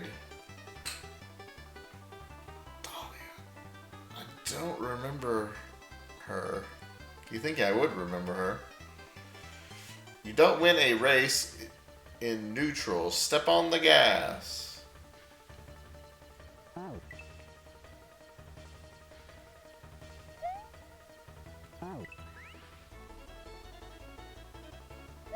I think this is the mine level, like the mining cart level in Wario's mine cart or whatever. From like Wii or something.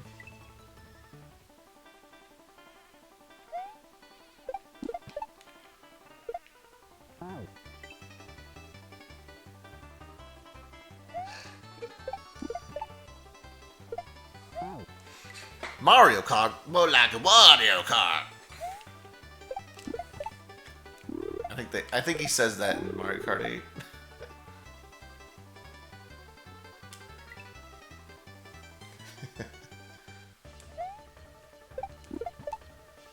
Koopalings in carts. Oh, you can jump off him. Oh, okay.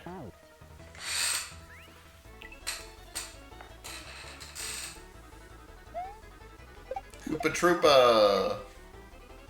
Do you see these Koopalings, though? Like, look at them. Just look at them. Their head.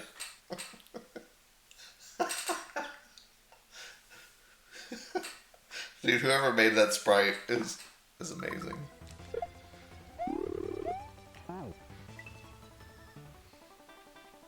Gloria, I'm gonna win. Do you need... Amy, I know how much you like waifus. Xenoblade's got some good ones. Even though I don't remember Bunny Lady. That means there's better ones than the Bunny Lady, I guess.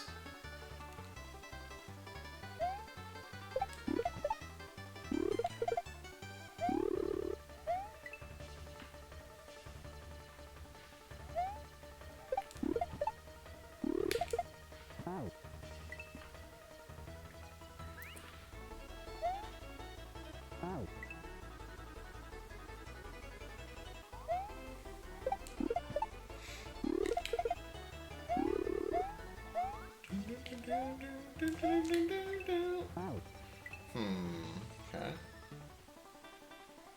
What's a waifu? It's the Japanese word for wife.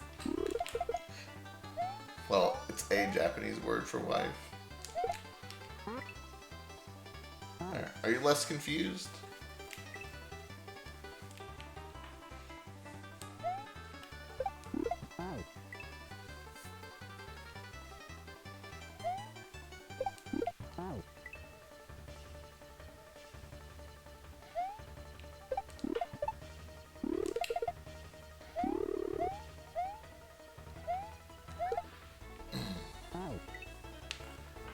Brand is your waifu? I don't know.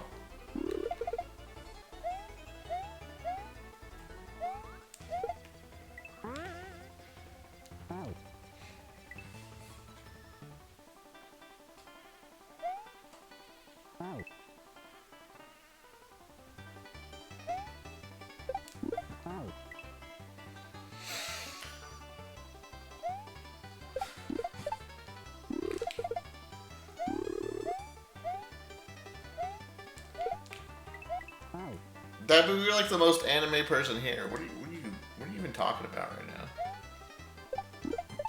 Every time I see you, you're just going off about your favorite animes.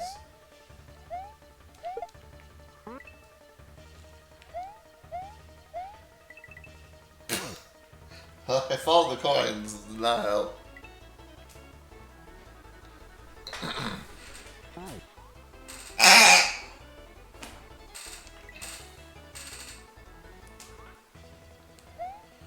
Can't believe we got tricked into playing Mario Kart, man.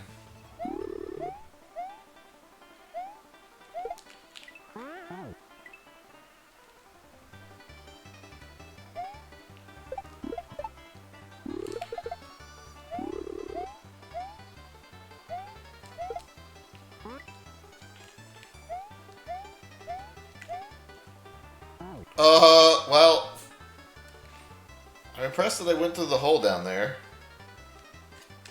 Not impressed with everything else that happened.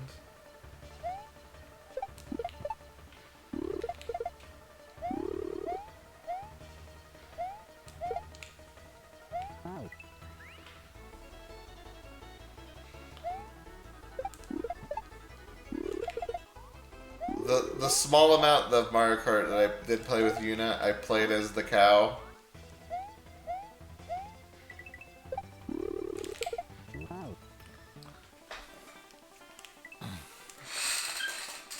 Its name is just Cow. That's kind of disappointing.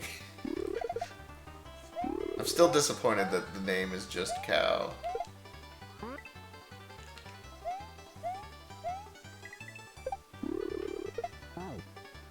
Oh, what is that? Oh, it's a Yoshi. I can tell what it is because it's so weirdly colored.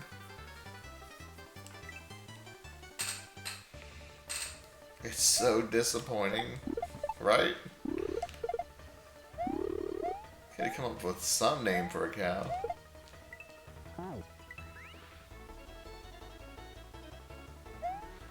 Cow!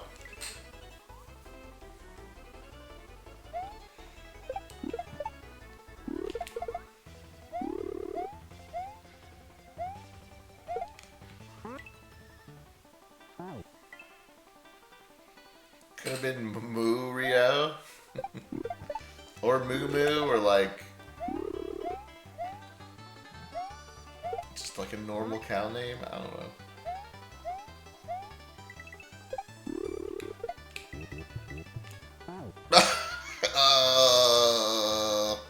Huh.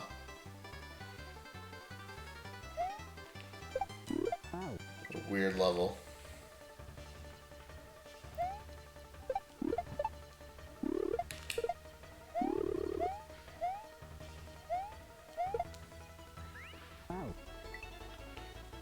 Betsy? Bessie?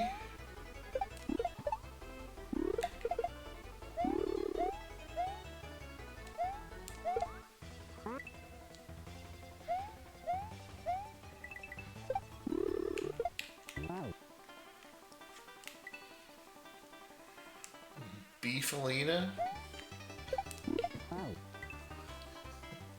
Moo Tilda? That's some good names.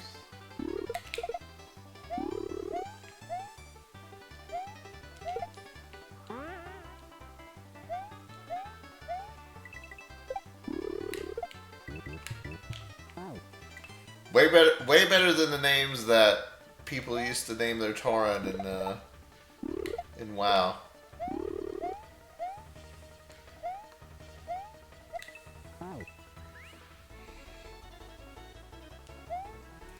These names are utterly amazing.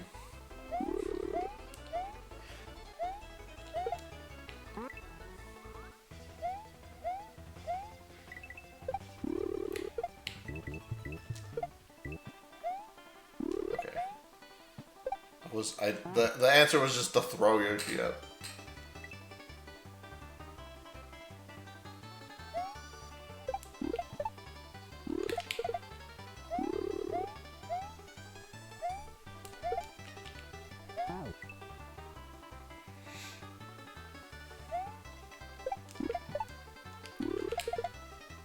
One of my favorite World of Warcraft names is still Oprah Windfury. There's like an ability called Windfury. It's like an iconic class ability. And someone naming their character Oprah Windfury is like the funniest shit ever. Such a classic.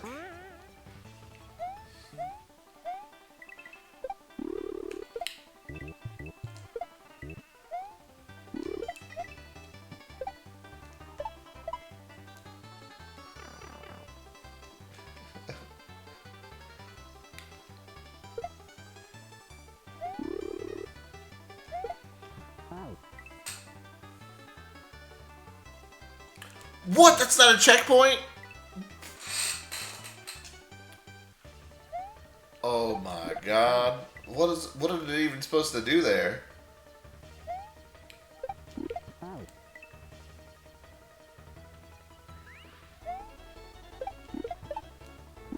Oof. That's...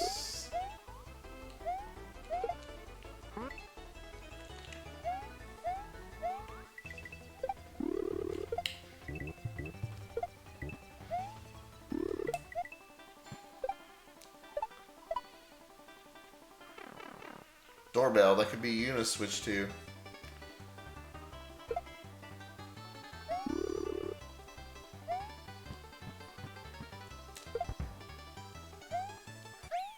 Oh.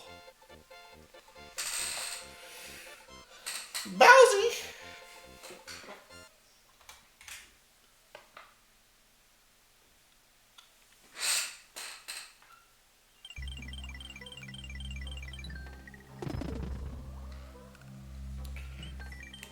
Easy. All right. It wasn't that long, so it turned out to be not bad.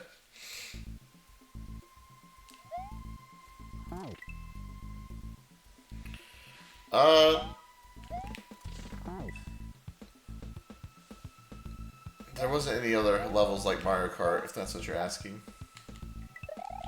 The hack is pretty creative, though. It's but it's like creative in like a Kaizo way, where like the obstacles are just interesting.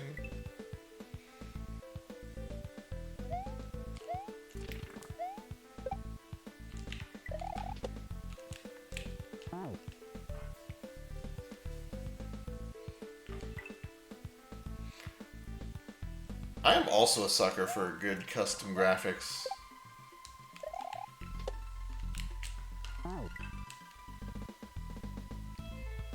Like, even kind of like a mediocre level or like hack. Like, I've seen some like really funny like graphics that like elevate the hack.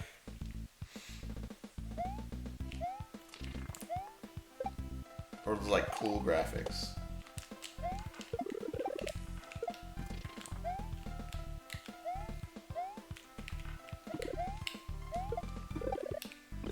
I feel like the Kaizo community tends to skimp out on the more interesting graphics because it's tougher to like use them and like things still be clear.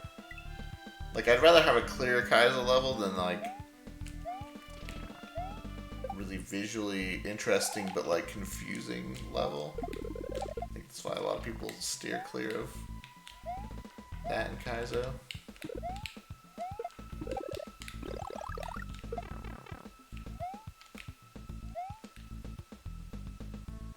Oh, this is the mushroom.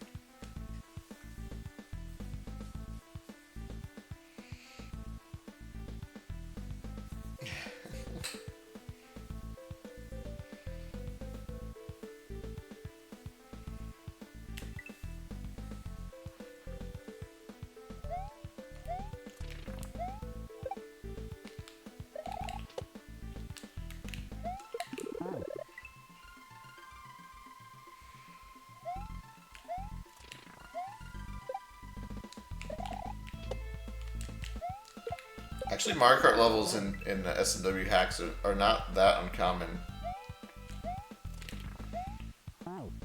I've definitely played a handful of them.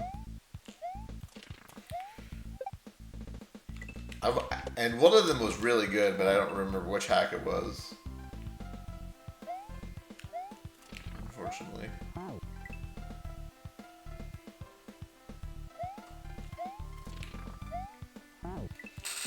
Play too many hacks to remember what every level's from.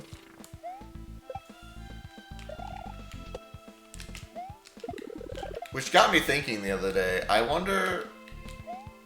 So a while ago, I did these little Kaizo quizzes on my YouTube channel where you can like see like a level and you have to like name which hack the level's from.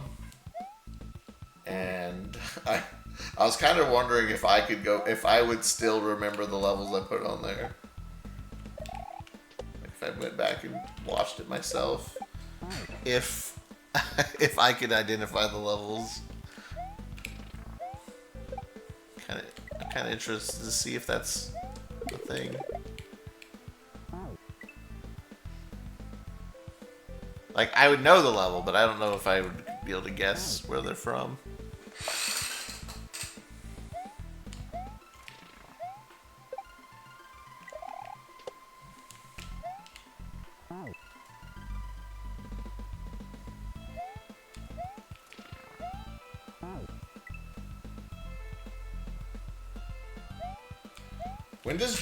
When does GDQ start? I noticed a lot of people talking about it lately.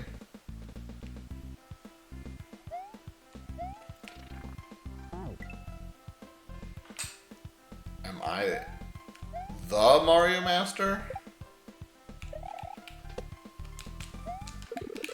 I'd say I'm a Mario Master. I don't know about the Mario Master. I don't know how you would determine the Mario Master.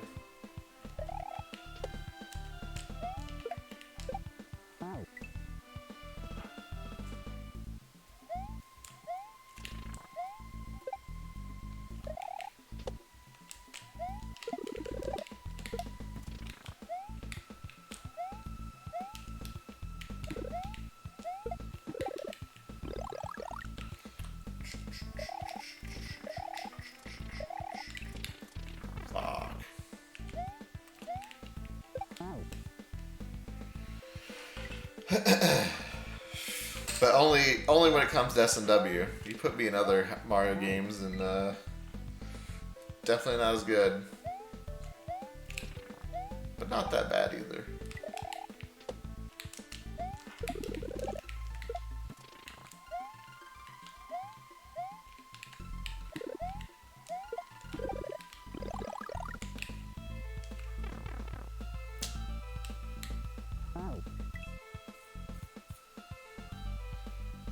Who has the most Mario World records? That's got to be the answer.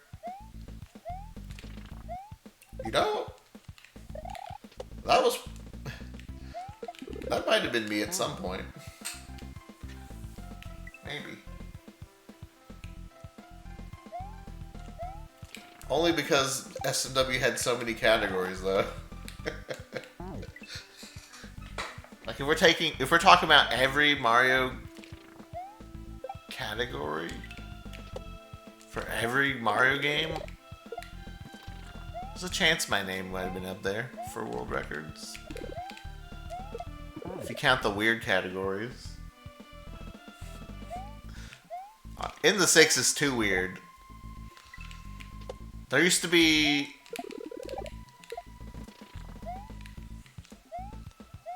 I think there's like 20... Like, when I first started playing S&W, there was like 20 categories. Now there's like 100. I think. I haven't looked in a while. Some of them were pretty silly, though.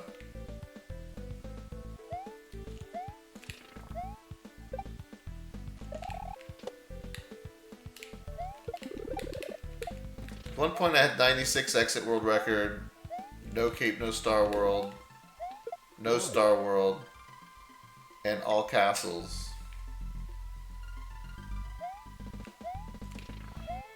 Which I think I would consider those the 5 main, like the big categories, I guess. Wait, no Star World, no Cape, no Star World, 80%, 96. I guess those would be the 4. I don't really know what I'd say is like the 5th. I liked all castles, but some people liked like no Cape, 80% or something.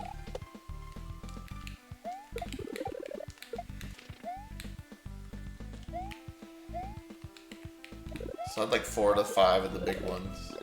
I never did get any percent at the same time. I did end up getting any percent world record when the Cloud came out. But that was pretty much only because there's a new route.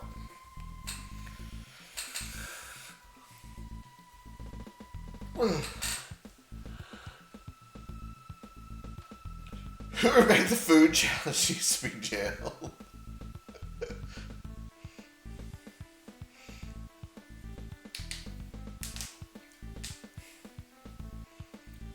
I've done the food percent, like, I tried the food percent once, and I probably agree.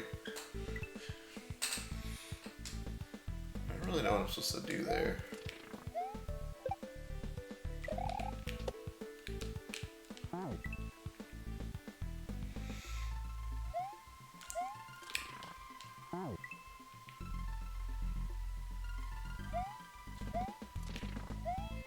Man, there's all kinds of weird categories when I started playing, like, but they made a little bit of sense.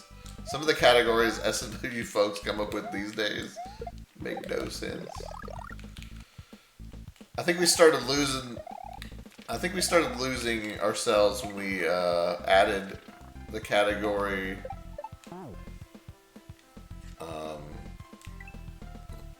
all message boxes but no Chocolate Island. I think that's when we started losing ourselves.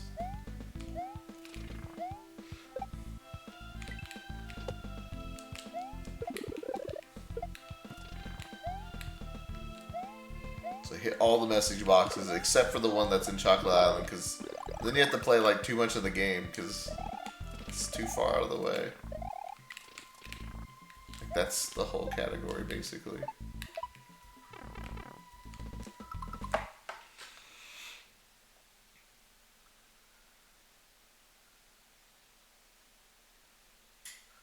So am I supposed to take damage here? Maybe. And then get back on the mole and then spin jump off this other mole and then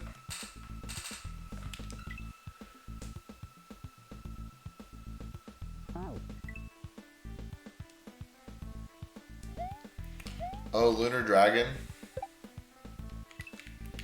Thank you.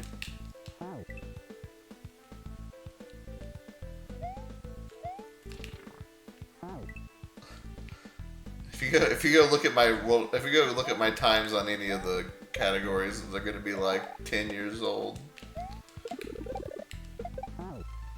or more.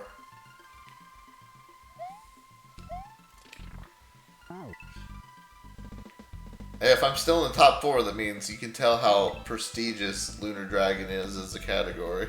If I'm still in the top 4, very important.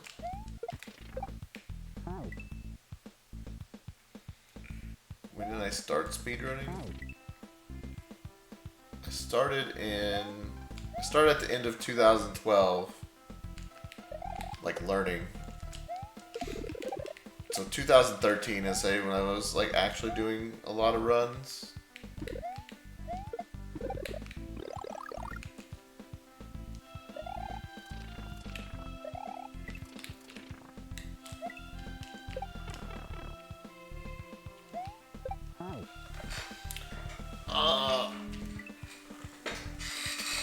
I stopped because I met my goals in Super Mario World, which if you're a speedrunner or if you speedrun and you make goals for yourself, they're really hard to accomplish. So I ended up meeting my goals for Super Mario World at the time, and I was just happy with my times. Obviously, those times are nowhere near as good now because, like, with new strategies and tech. So, like, I could go back and do them, but honestly, I was just happy with the way that I was happy with my times. And speedrunning, as much as I did, I never thought I would be happy with my times, but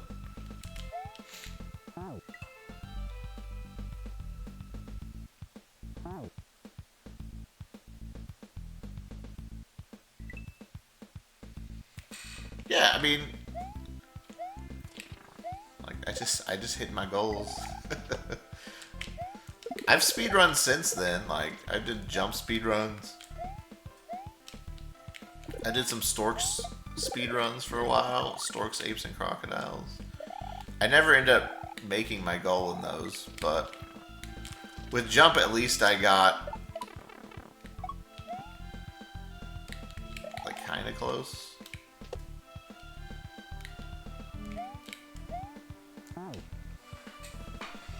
With jump, at least I got like the trick. Like I got the trick, the big trick that I was trying to get in the run.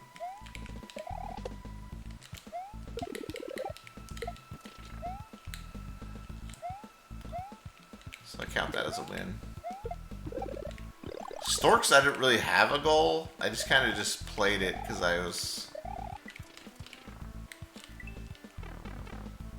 I think my ultimate goal for Storks was like get it into some kind of like marathon, like a GDQ or something.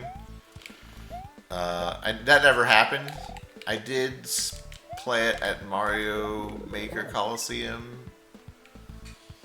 one year, which was pretty fun.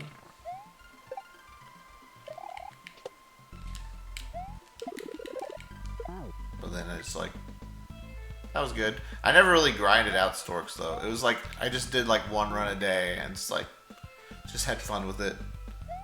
Like no practice really, no grinding out strats, just you know, just playing it. It's like a really casual approach to speedrun.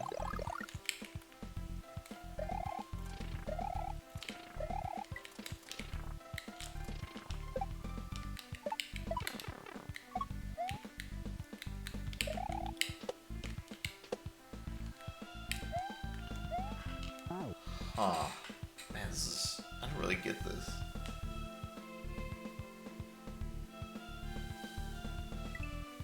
Play with oven mitts? Yeah, that was not a good incentive.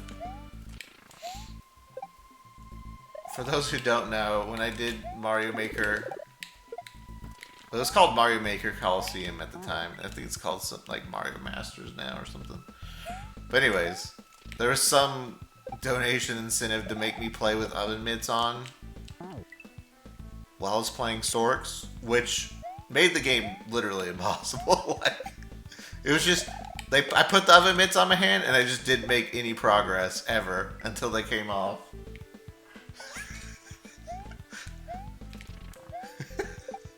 Like the game just requires too much precision. It's like, okay, well, I guess I'll just sit here and die over and over. Not the greatest idea ever.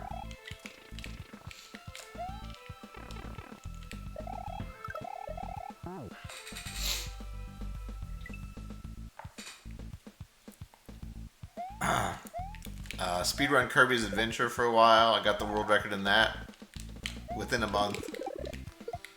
And I was like, okay, I'm done. People didn't really like watching me speedrun that game. I don't... Like,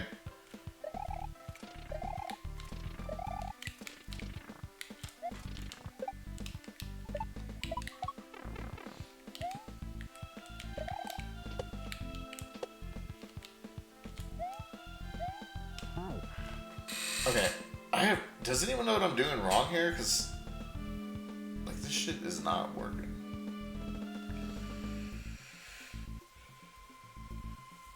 Because Kirby sucks, literally.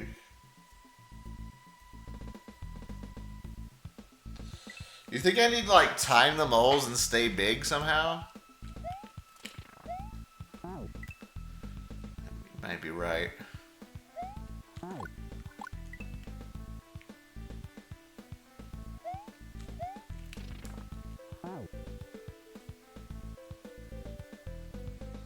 While we're on the second mole.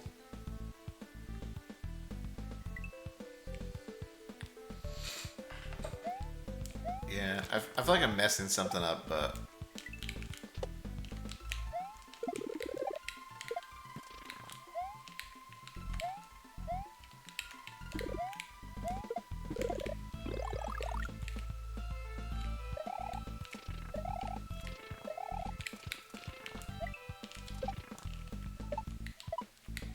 Like that?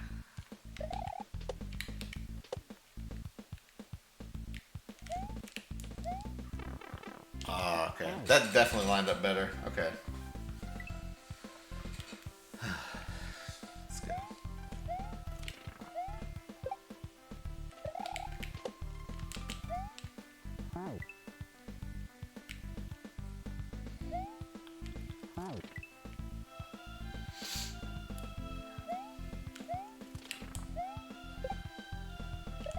Yeah, over on the mole that jumps out of the air.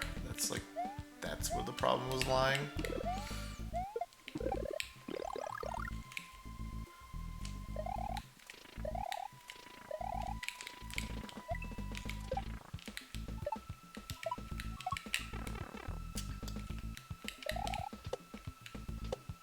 Just to get this mole lined up better with this mole.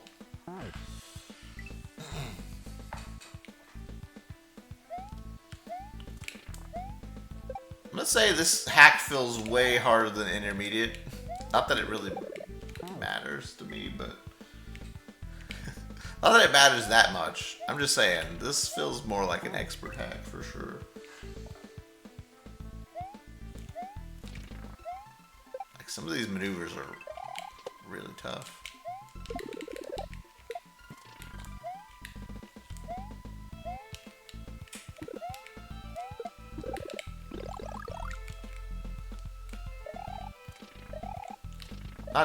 Not just this level, but like all the levels in general.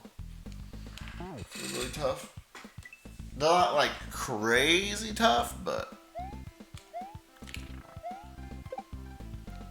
definitely tight.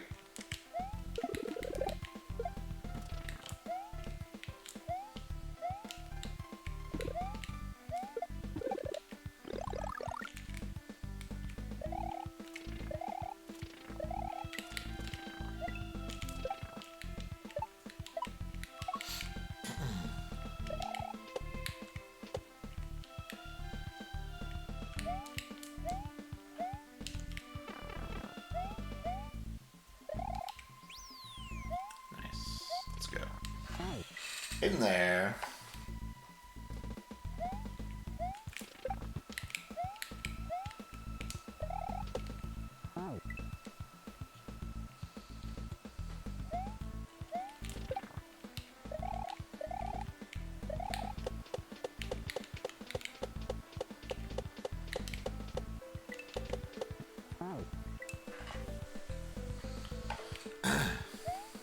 Kirby's Adventure is a really good speedrun, by the way.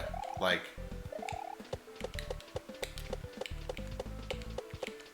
from a speedrunning perspective, like playing it and like the different tech,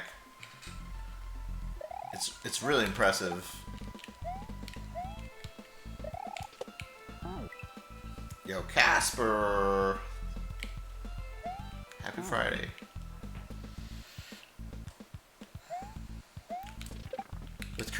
With Kirby Adventure, you have like slope speed, kind of like S&W, where you can like slide off slopes and keep your momentum. And you can also like do hops and stuff along the ground. You can also keep your slope speed in the air a little bit.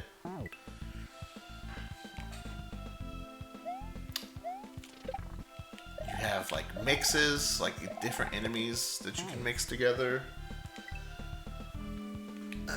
All the enemies have like 5 or 6 different patterns, which makes routing really interesting. Like when you enter a room, this enemy could like do 6 different things, and this one, and this one, and this one, this one. And so like you have to like figure out a way to go through all of them, depending on the patterns that are present. So there's like a lot of on-the-fly changing your strats, or like having a strat that can like match, like having one strat that can like do all the patterns, which is possible sometimes. The boss fights are kind of RNG. The boss fights are pretty RNG. I don't know, there's like some really good strats in that game. You also have like sucking up 2 enemies at once can like shoot through a bunch of enemies. I don't know, man.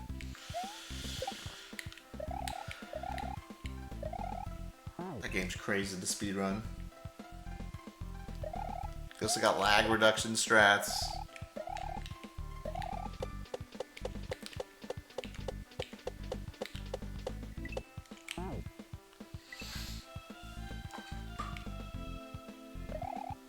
It's got everything.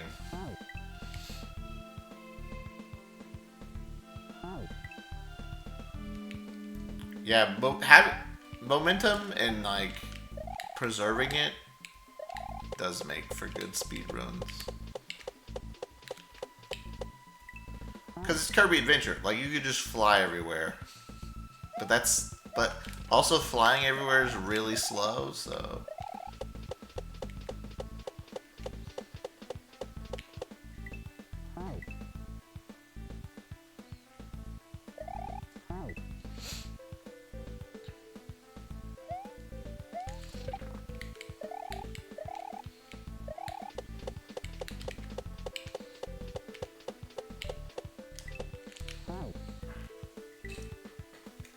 I think having momentum strats and like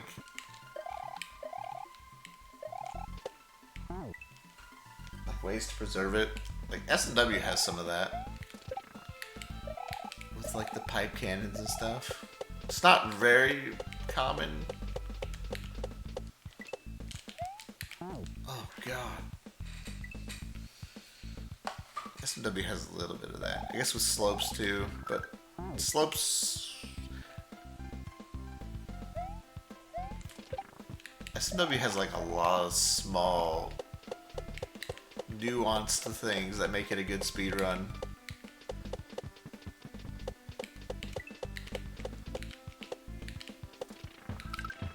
Things you wouldn't really think about as like a normal person.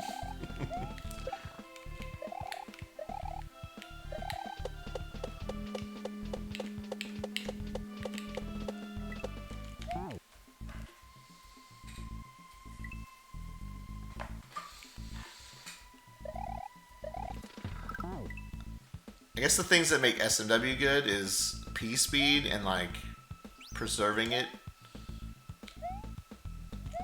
and how easy it is to preserve sometimes. Like I'm just like running into this wall and I still have P speed,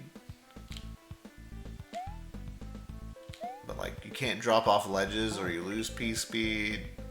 Like the P speed in SMW is like really interesting, and the flight meter, of course. Flying S&W is very interesting.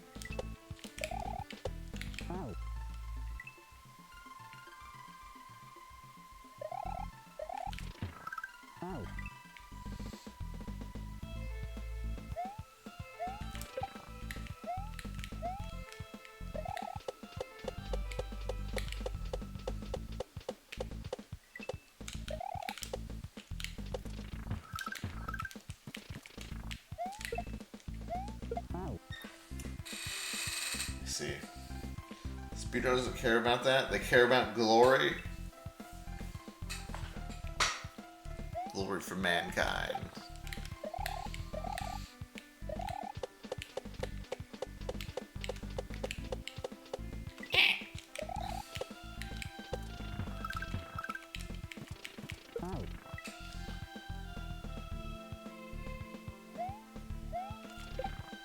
Hard jump guy. What's up, Bob? What's up, Bob?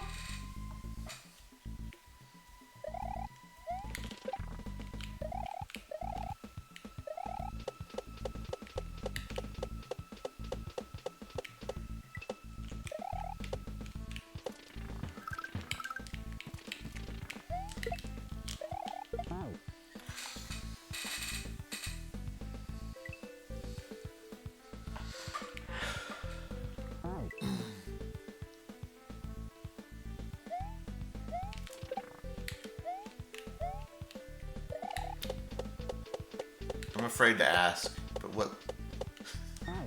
I'm afraid to ask Sunshine, but what is the game you speedrun?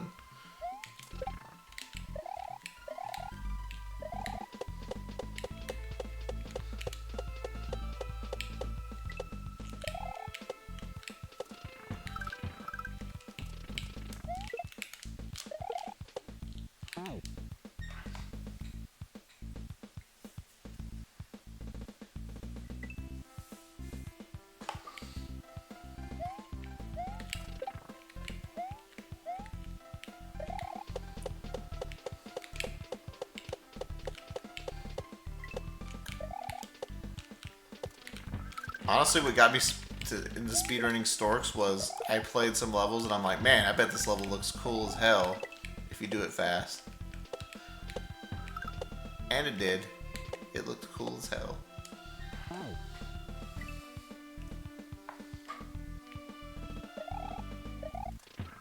Speed reading. Interesting.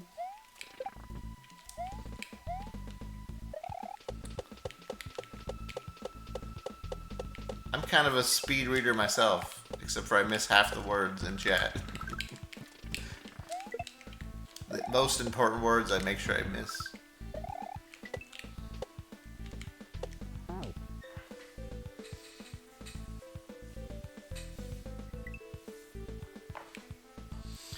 Yeah, I like a shorter run too, but not too short. I feel like 30 minutes is like a good... It's a good length for me.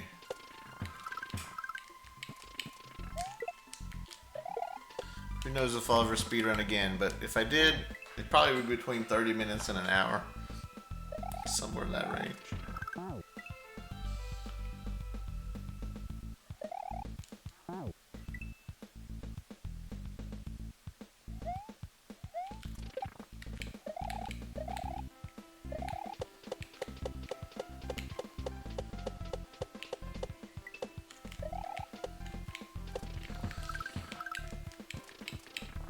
Mario Wonder was just a little too long for me, and too many cutscenes. Although the gameplay was really nice, like the jet boots, I really liked that gameplay. I just wish that the game was shorter and had less tutorial.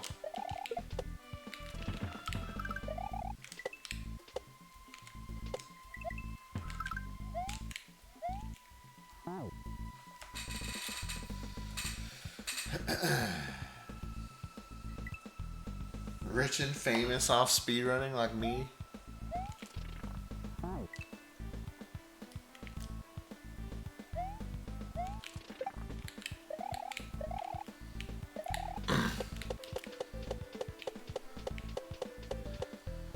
Do people even know of my speedruns anymore? Who's out there watching my speedruns these days?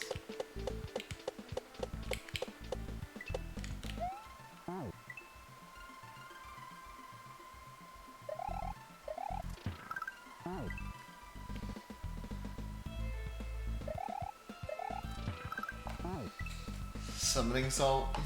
You did last year?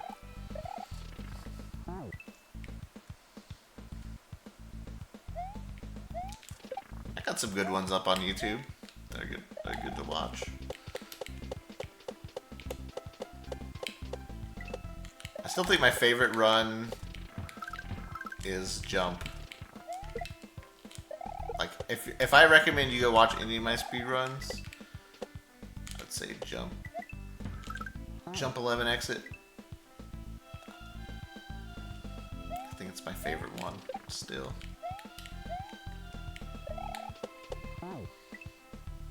Of course, 96 Exit and Lunar Dragon are pretty fun. A little less fun than Jump, in my opinion, but...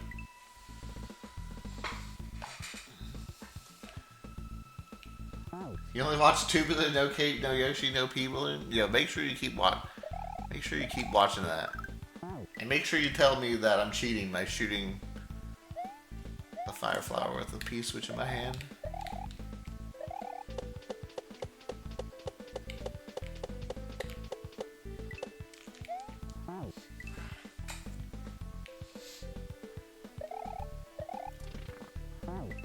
Wait, your friend said that? That I'm cheating by shooting with the P-switch in my hand? Oh my god. This guy's hacking! He's hacking SMW!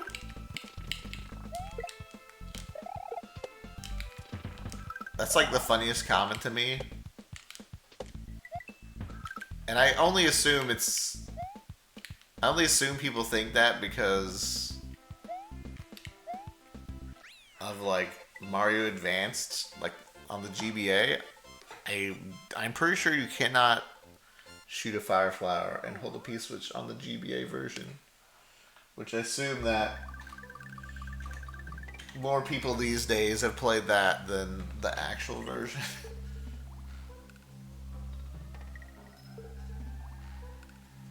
Oh, you thought it was fake? Oh.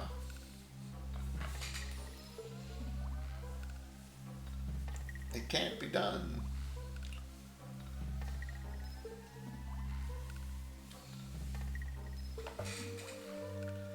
Fourth, your lung. What the? Your lingus? What are they making me say?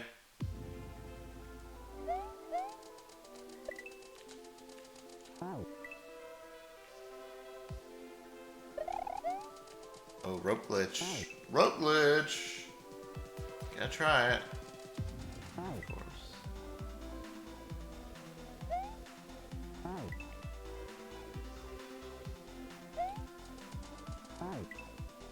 Let's try one more time. Alright. I don't think we can rope glitch. We see... If we see a sprite exploder, maybe we can rope glitch.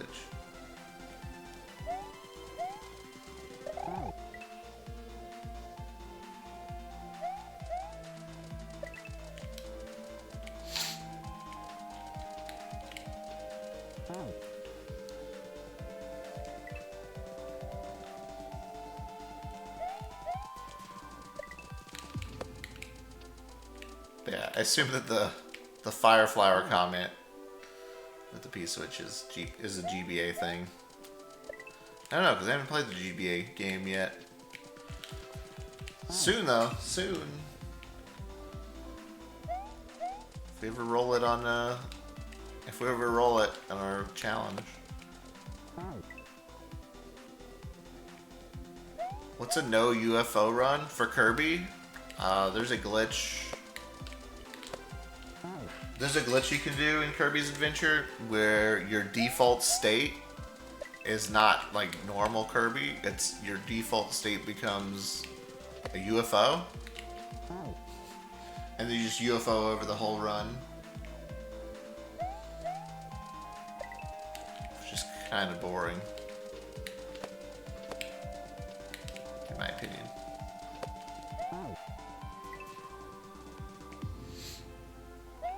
Because you just kind of just fly over everything. You kind of just fly everything and like just UFO's pretty overpowered. You just like one shot all the enemies.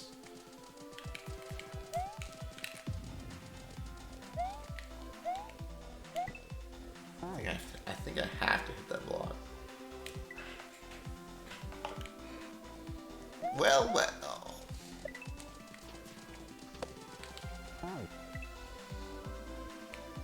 The UFO in Kirby is way more powerful than the cape in S&W, and that's saying something.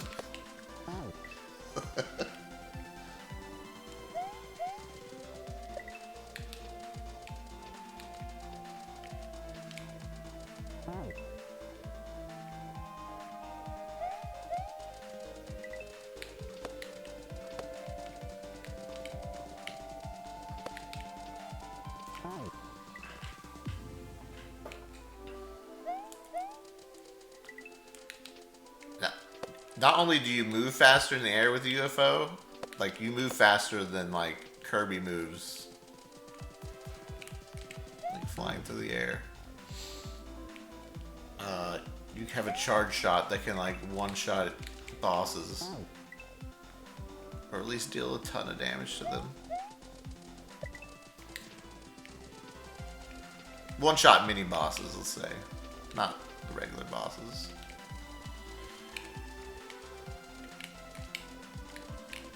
Well, that makes pretty quick work of them.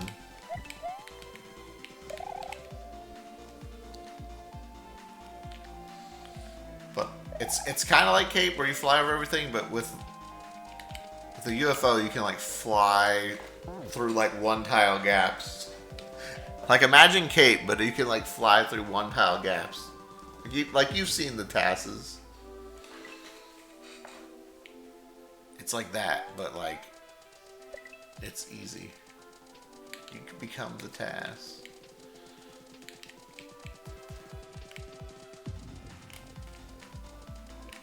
You can literally fly everywhere.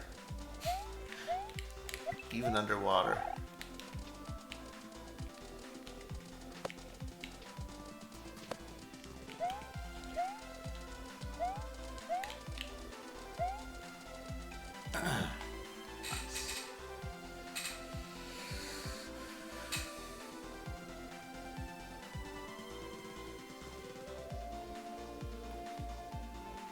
SMW Cape's very interesting for speedruns.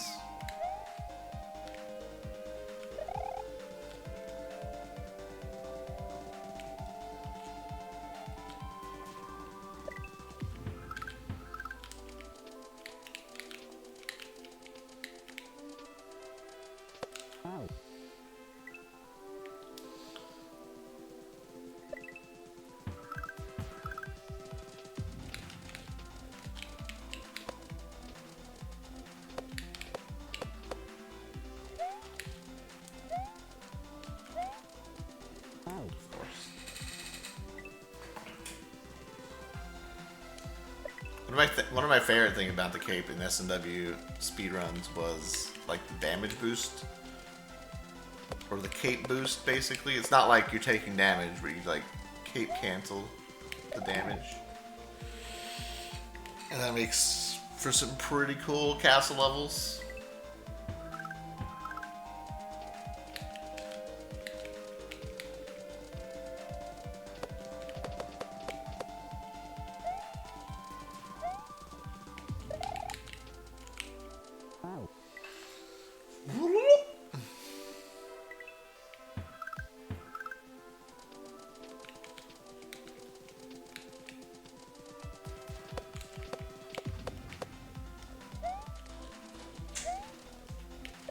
What's up, girl? You bring me my deck? Yes. You gonna bring me the Switch? No. Oh. You want yours? I mean, we're playing on it. You can play on mine. Well, tonight we're gonna play Discover Modes and Beach on, I guess. Yeah. Okay. You don't have to. You brought me that, so I was like, Yeah, 'cause she was oh, he was? Bye.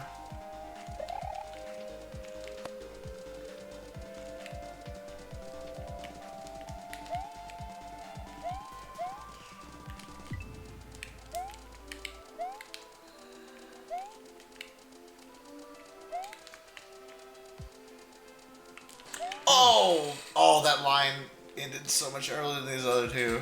That's rude.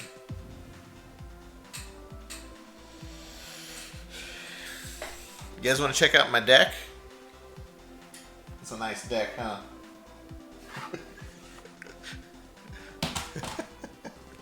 I guess Yuna got her Switch too. I thought so. I thought I heard her squeal.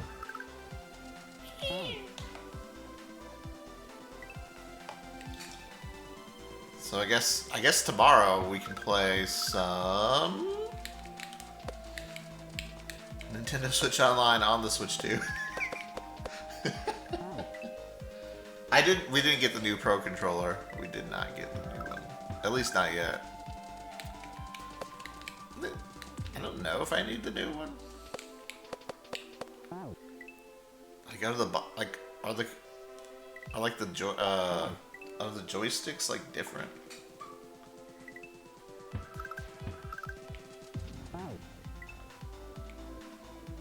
Soul Calibur 2. Good chat. I never played Soul Calibur. Could be a first.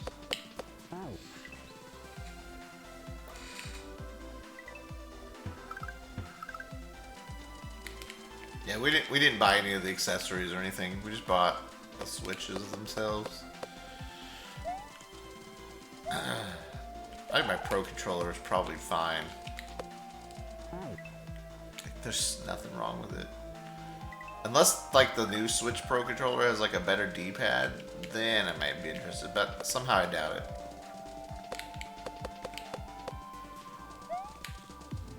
The D-pad on this Pro Controller is kind of ass. It's not, like, terrible, but it's not that good.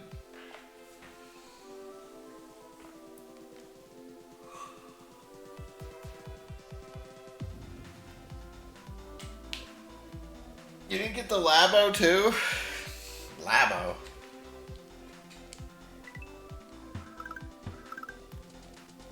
Nintendo kind of peaked with the SNES D-pad.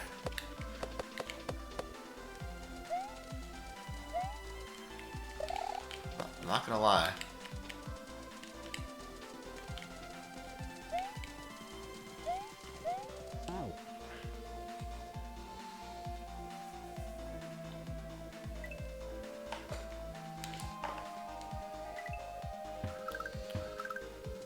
I like the PS4 D-pad,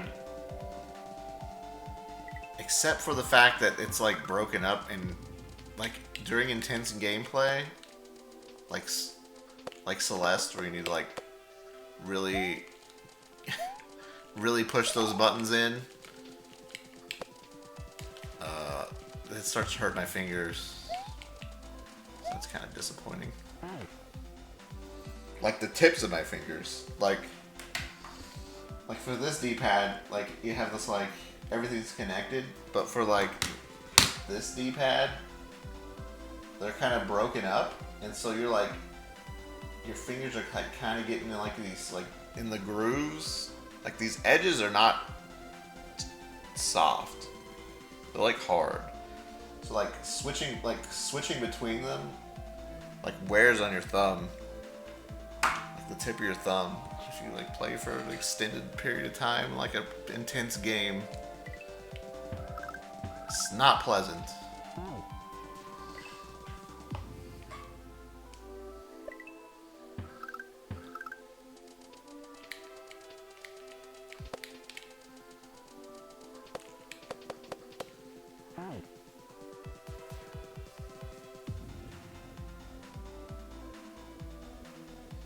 Yeah, it kills my thumb too.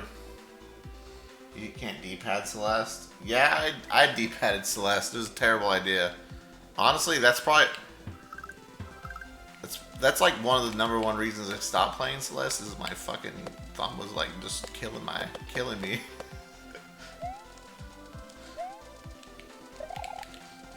Because of the stupid D-pad. Not Celeste's fault.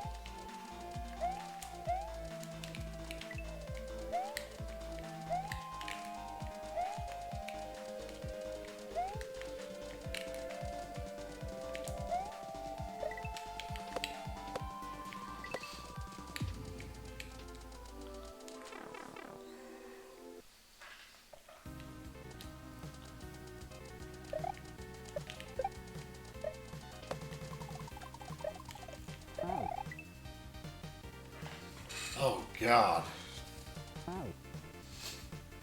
Dustforce did that to your thumb, which you mostly play with the SNES controller. The game destroys controllers. Yeah, for a lot of games on the Nintendo Switch Online that we've been doing, I've been using the joystick, even for like games I would typically only use D-pad for, like Zelda, like Link's Awakening. I use the joystick.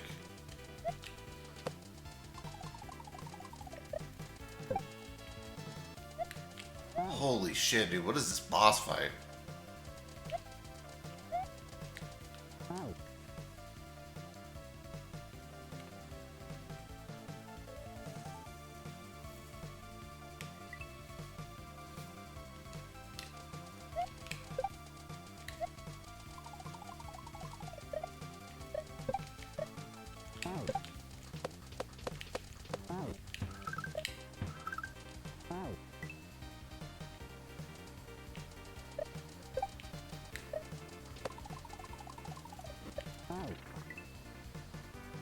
You have a Pro 2 in Game Boy Colors?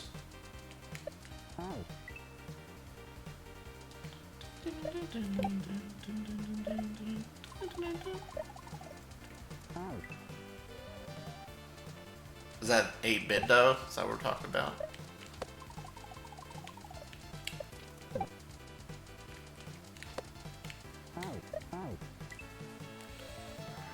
I remember everyone had that controller for the longest time, and then I felt like people fell off of it for some reason.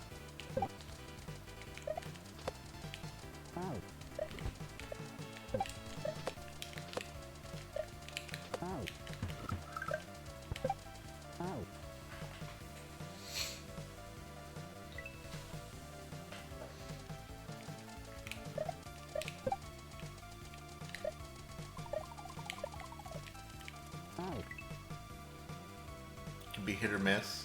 Hey, if you like it, like, no one can tell you what to do.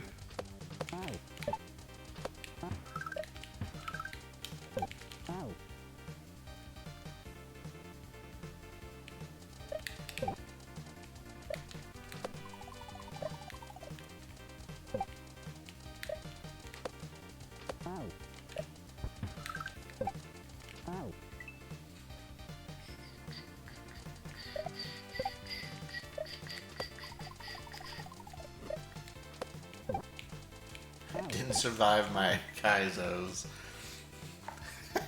Like, when you say you didn't survive your Kaizos, I know what you're talking about. Like, the intense button pressing and...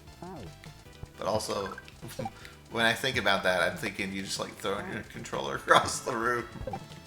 It didn't survive my Kaizos.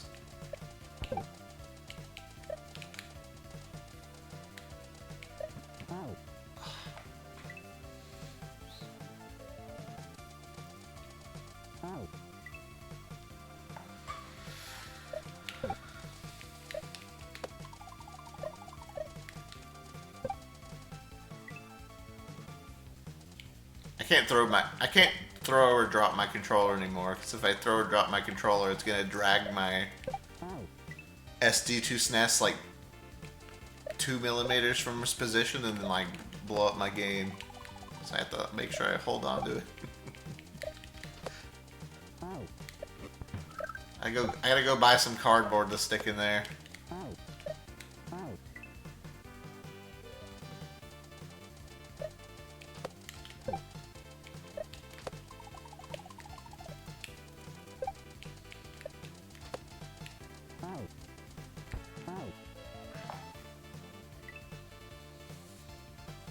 You just got packages. Okay.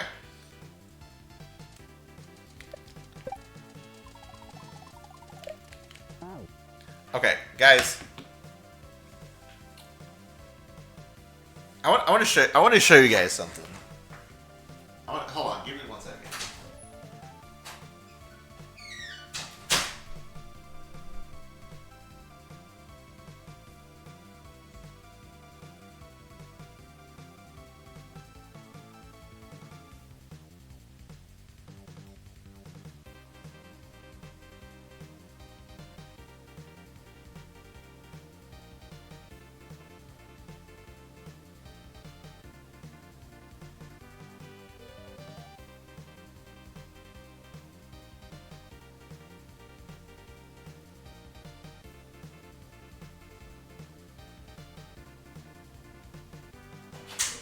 Okay. I haven't really heard anyone talk about this.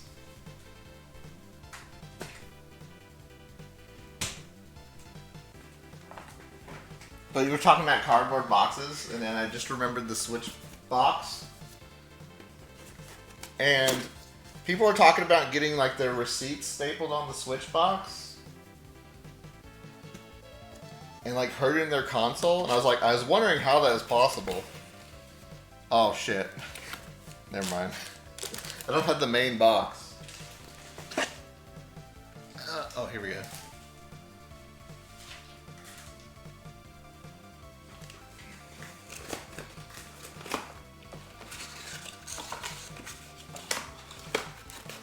Well, shit. Well, damn it, I was gonna show you guys. Ah, never mind.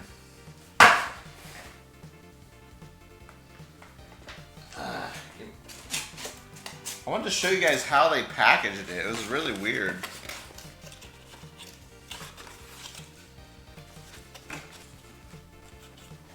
But I don't think I remember exactly how they had it.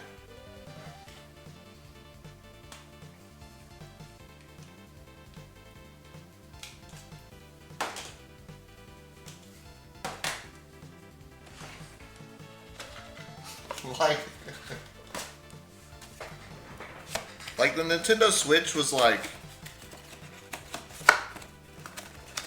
here's the Switch. Here's the Switch. Here's the box. Here's the box. The Nintendo Switch was like right here, like facing upwards, like this. Facing upwards in the box, like this. And you close the box on top of it. Like, who the fuck designed that? Like, like that's how it came. So I was like wondering how they were stapling and hitting the switch. That's really weird that they put it like that. Who came up with that idea? Unboxing culture? That has to be it. Like you open it up and it's like, oh, it's right there in front of you. That, you know, that makes a lot of sense actually.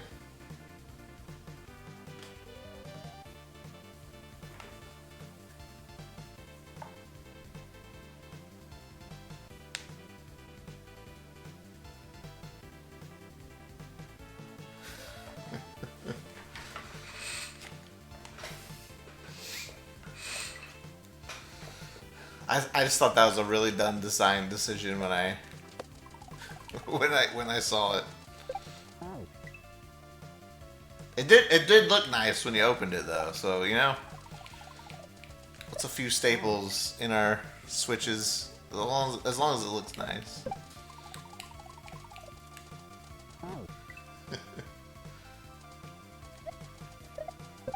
You can't accept the fact that game labels tell me that the buttons are wrong. Man, that's me anytime I play any game with Xbox controller scheme. Because they're like reversed from Nintendo. So A is at the bottom and B is on the side, and then X is on the side and Y is on... It's like, oh my god, why?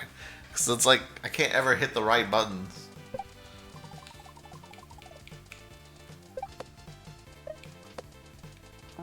I know that's a different problem, but that's a problem that I have.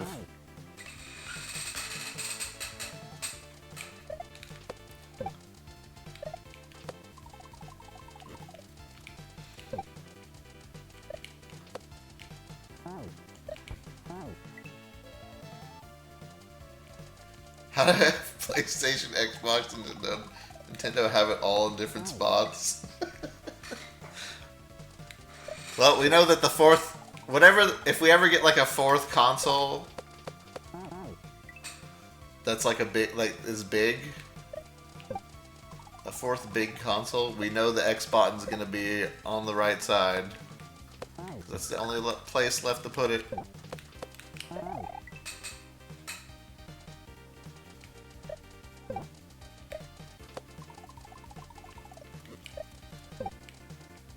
If the GameCube had a weird-ass controller, not like 4-button.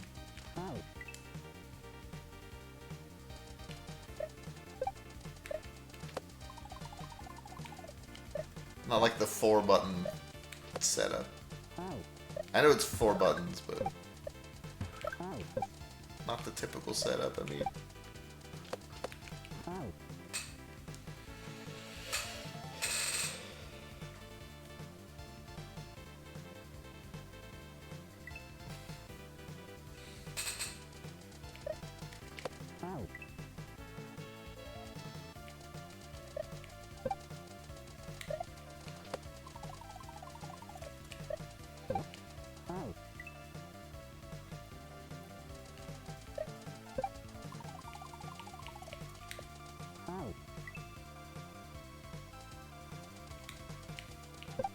Where's the 5-button controller?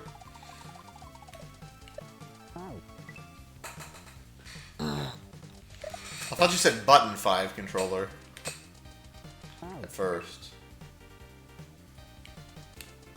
Button 5, my favorite button.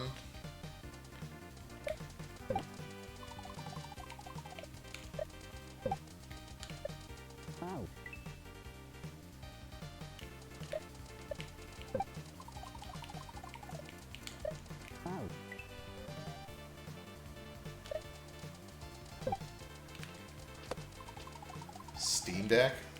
I don't even know what the Steam Deck button control looks like at all.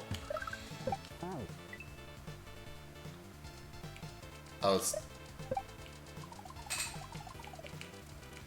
It's Xbox? Okay. That makes sense. That makes sense then. Because I play Steam games and they're like, X button in the wrong spot.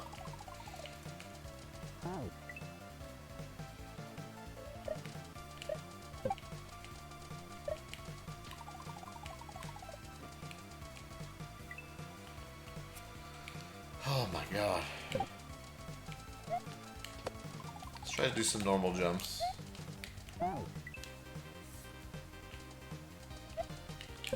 You hate X input so much?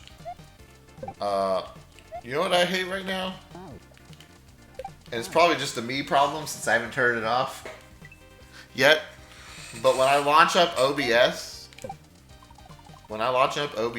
it asks me if I want to. It like has an overlay of like Brandon or someone who's streaming. It's like you want to, and then it's like it has like a message written out that I can click on, like a pre-written message that I can click on to send to Brandon to ask him if he wants to play a game with me. And it's like takes up like half, like a quarter of the OBS screen when I'm like trying to like set things up.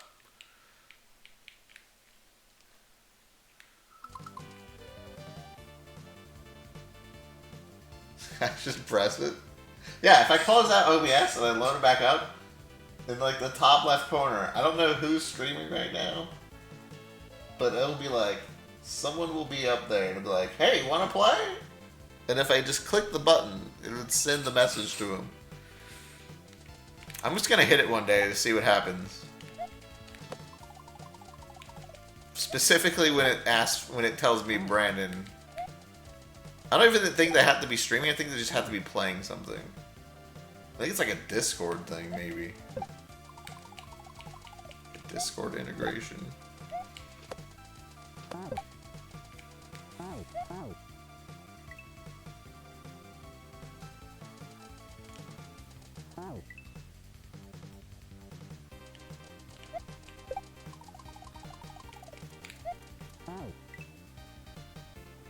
Games does Brandon even play? Oh, I've seen some some of you guys on Discord get called out for some games. I'm not gonna tell you what games I've seen people playing, but just kidding. You guys need to check your Discord.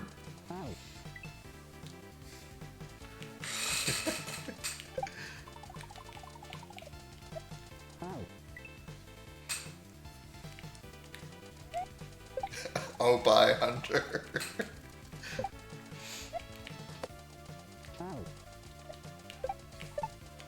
Discord's calling you out.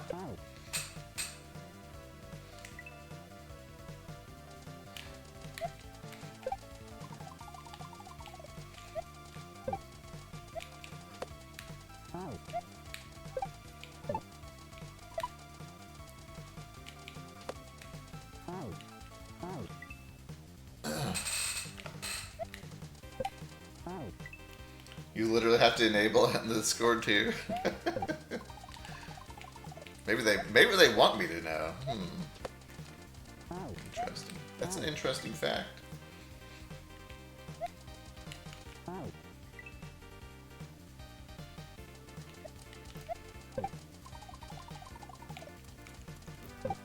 Wait, is Una here, or is Brandon just adding Una for no reason?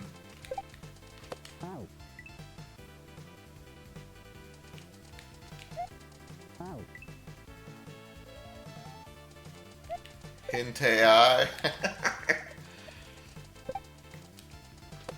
Let me guess, all those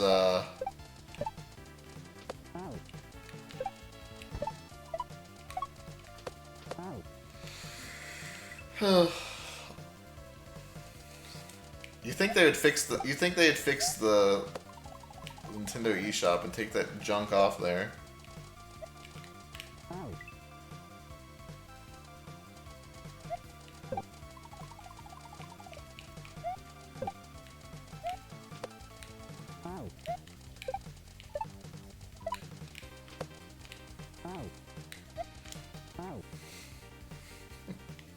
Like, I don't care if you want to play your, like hentai Nintendo game. Like that's fine with me. Like I don't care. At least make it like good one though. Don't pick some like 99-cent AI slop crap. Like why is that on there? Please take that off. Give us the good stuff. Please take that other crap off there.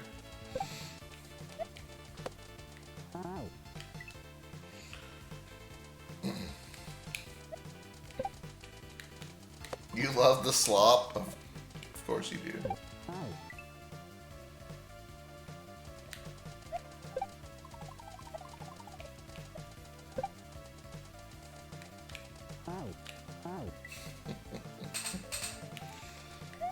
It's just really weird that it's on the Nintendo's. Like it's weird to me that that is what's on there on the Nintendo Switch. Like.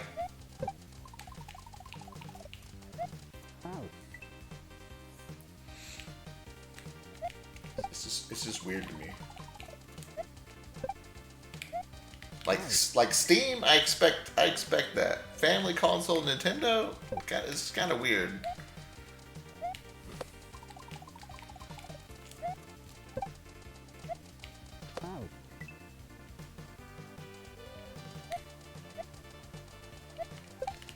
Humans.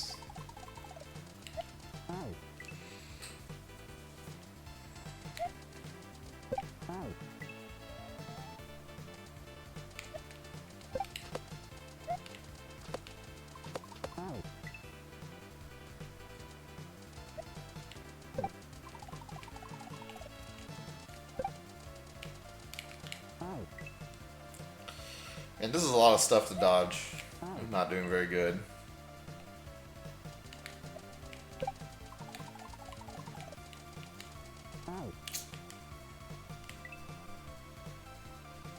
Is Big Ape Monkey Ball or DK? Neither.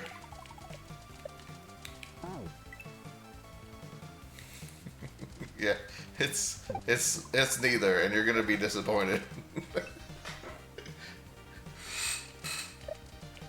Unless you watched my stream yesterday, you would never be able to guess what Big Ape is.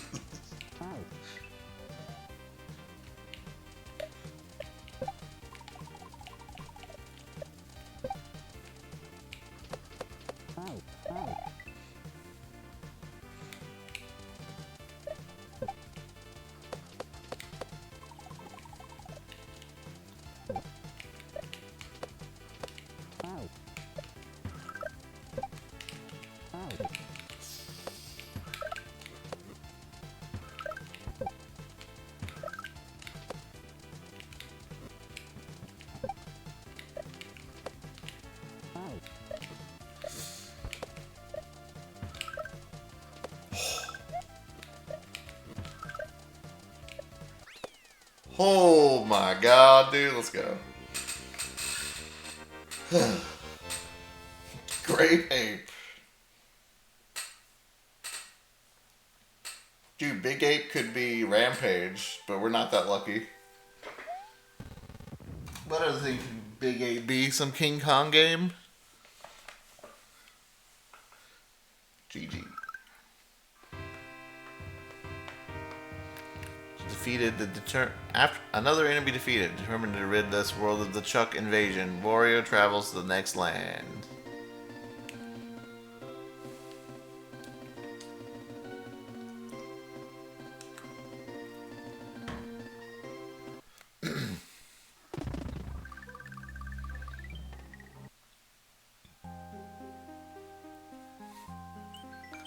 Mario would never be so heroic.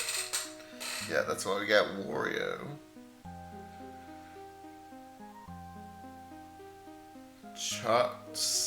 Skyla and Charibidis.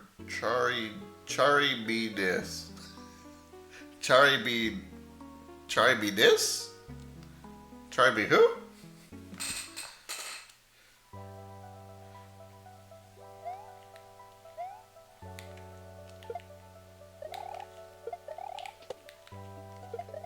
Pokemon Pokemon? Pokemon names?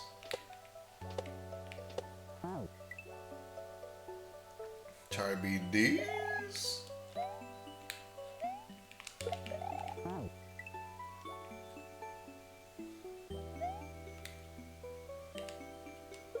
Oh! Oh, he's fucking awake when I have the key in my hand. Alright then.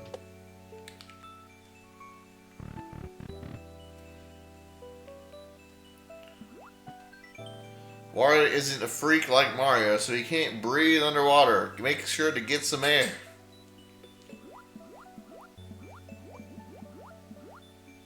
Damn.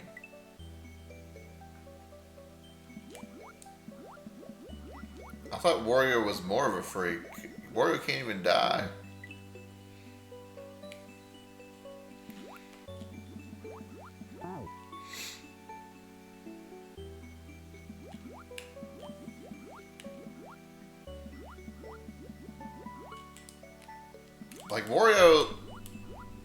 Like Wario has immortality, right?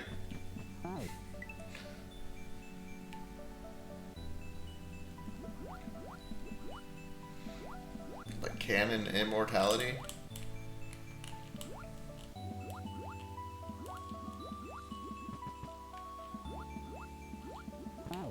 Where the hell's the air at? Where am I going?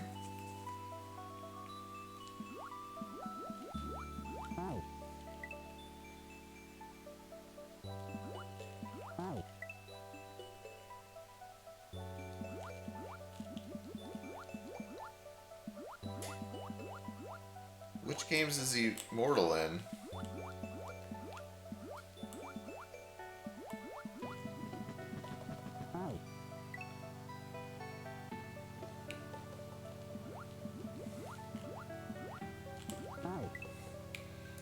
Pretty sure in Mario Golf Super Rush, he's also immortal.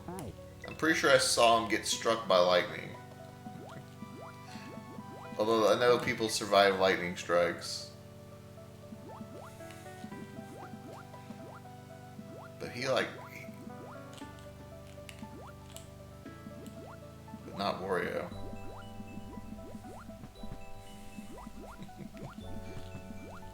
Oh, this is air? Air.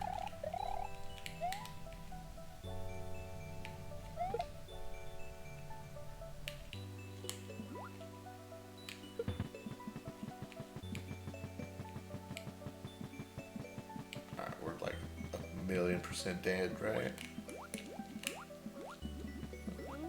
Nope. Okay.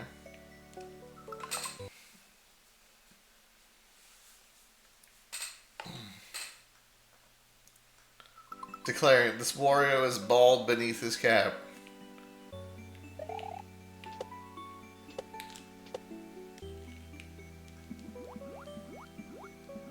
Dude, 2 bald hacks in a row? Crazy.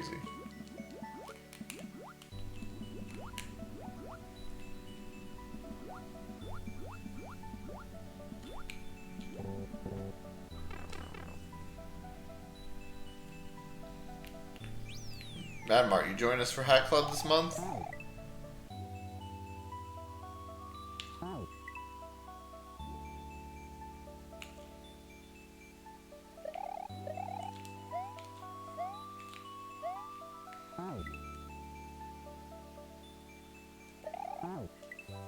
When am I doing it? I think we're doing it on the 30th.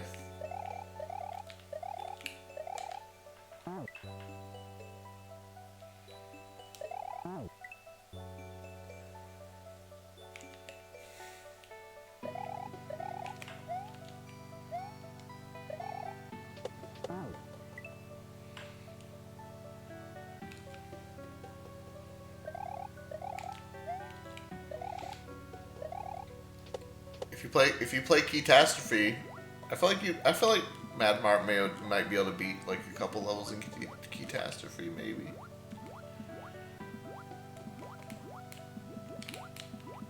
I don't really remember how it starts off.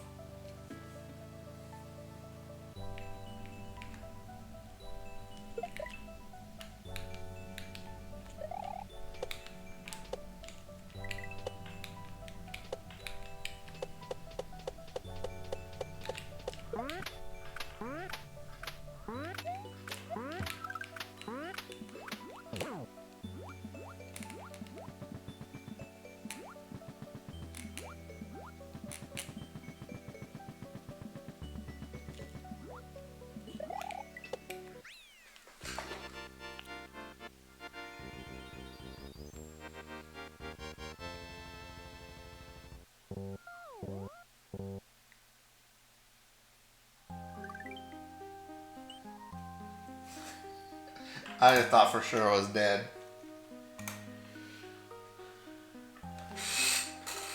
I thought for sure I was dead. I didn't want to get the victory screech.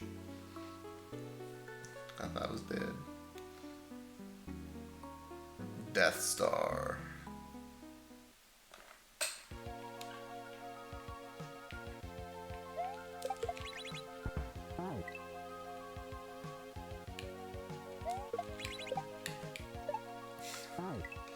Exactly, feel it.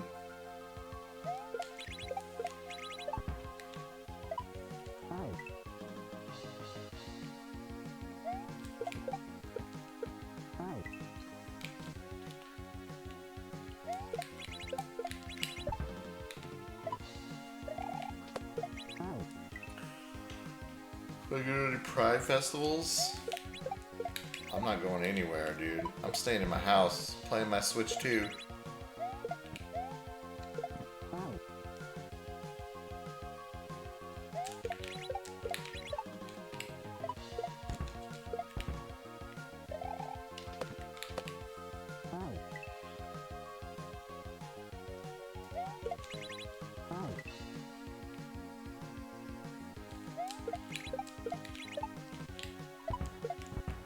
Refugees don't listen.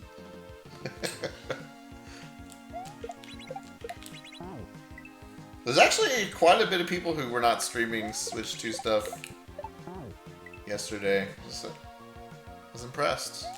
Lots of streams to hang out in, because I didn't want to get spoiled.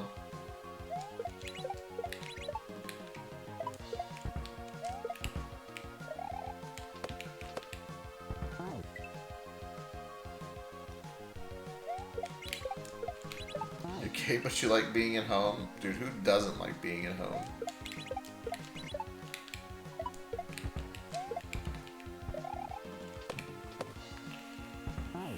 I love home!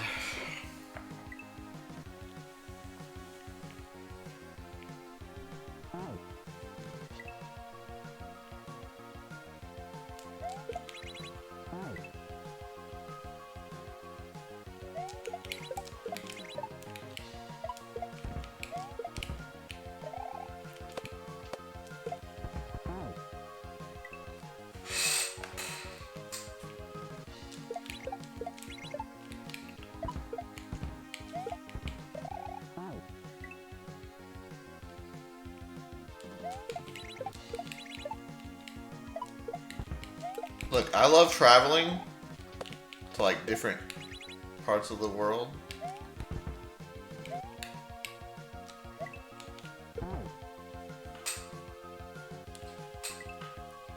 I don't like going outside around me. Like if I'm gonna go outside, I'm gonna go outside around other places.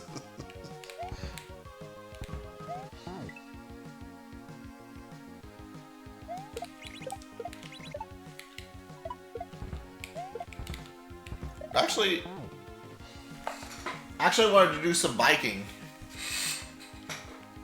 but the weather's been kind of shit recently, so I haven't got a chance to try. Maybe this weekend?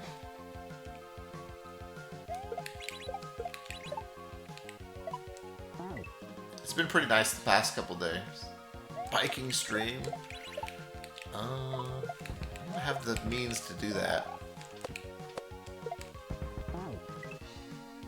What kind of biking? The kind where you get on your bike and you ride it around. Nothing crazy. I just wanted to see. Like, I haven't biked in years, but Una has a bike, and I kind of just wanted to bike as like a form of exercise. Just go bike on the farm somewhere. Just like bike up and down the road, something like on the farm.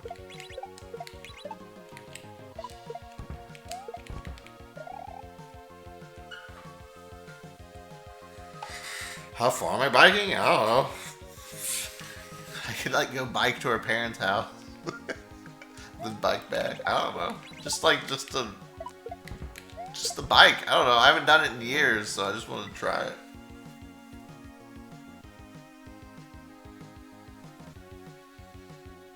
Traveling's okay with limited time off. You get 3 weeks for to use it in projects at home. That's a good use of your time.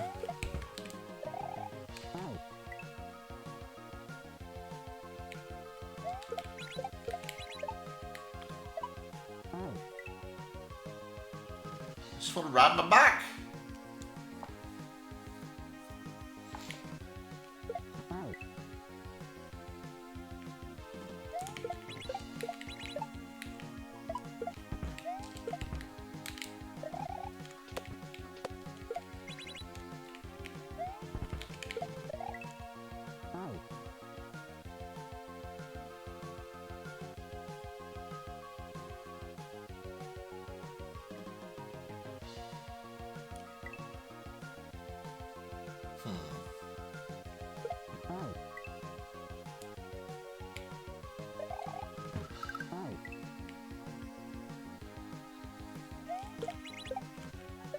Yeah, this is like a carryable sprite destroyer. It looks like a star. I'm not sure what I need to do at that one part.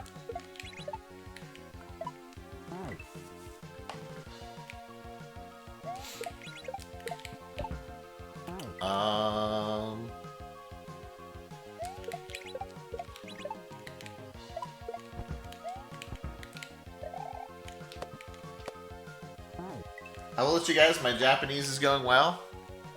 I think I'm pretty much done with the kanas. And now I get to start the hard part. Now the true Japanese begins.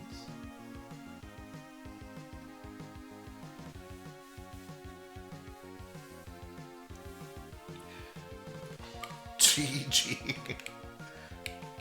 Thanks.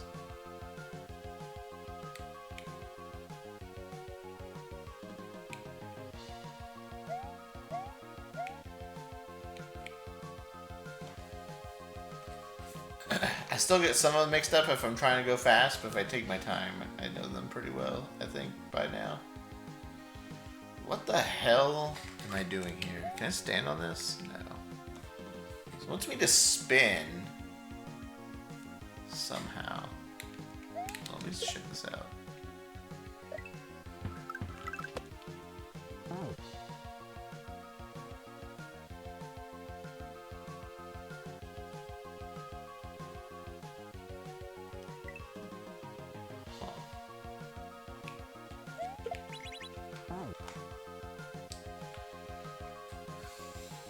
GG.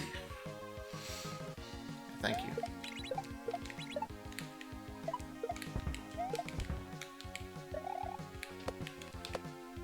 A little bit of vocabulary next. And some kanji. Just a little bit. Let's see where we go.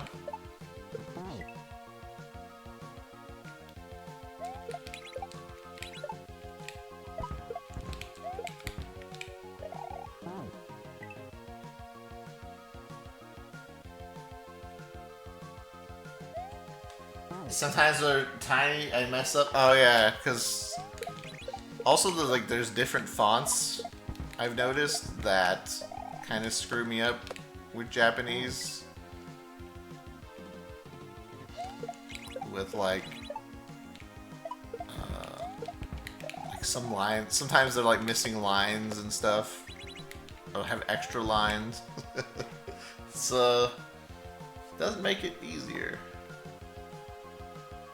How do I... Can I spin with this in my hand? No. Okay, there we go. Okay, I'm assuming that goes in there and kills that guy. You biking to Japan? No, but honestly, biking... Like, I wanted to do more biking because... for similar reasons like that. Like we were looking at trips in Europe, and like a lot of them, there's like good biking tours and stuff that you can do. I think that'd be kind of cool.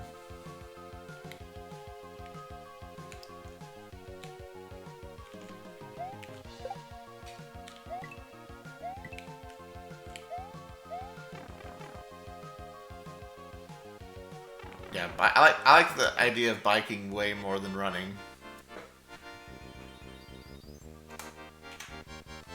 Or something.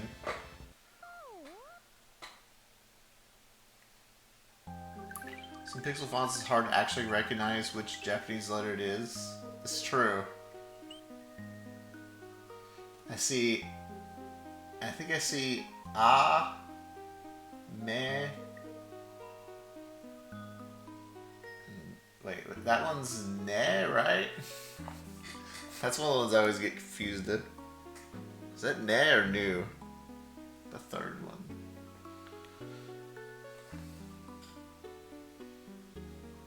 It's new shit. Oh yeah. I remember what ne looks like now.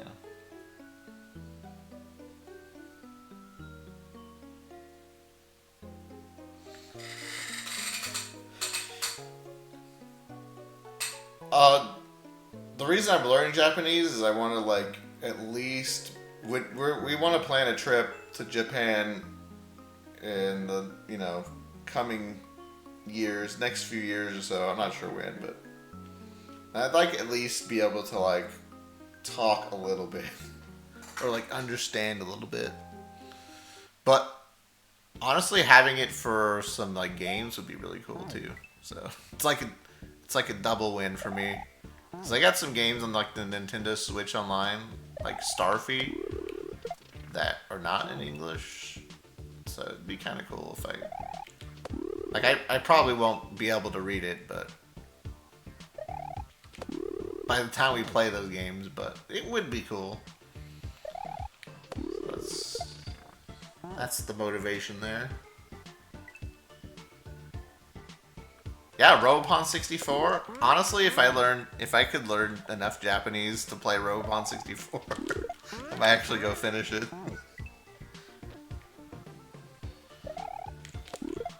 But we'll see. See how it goes. It's a lot of work.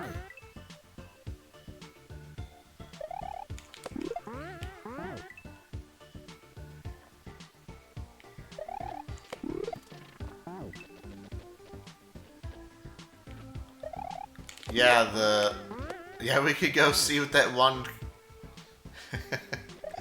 Yeah, it was Starfy that I was using the Google Translator app on my phone to like figure out what it was saying, and it said some weird shit sometimes.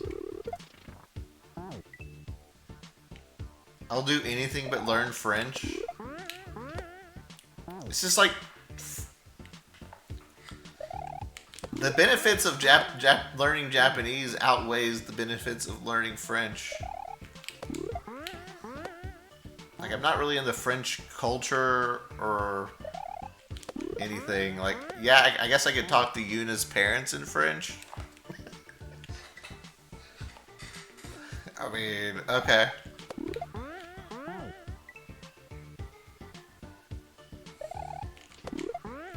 Yeah, but I don't need to talk to anybody here. I don't have any franime you want to watch?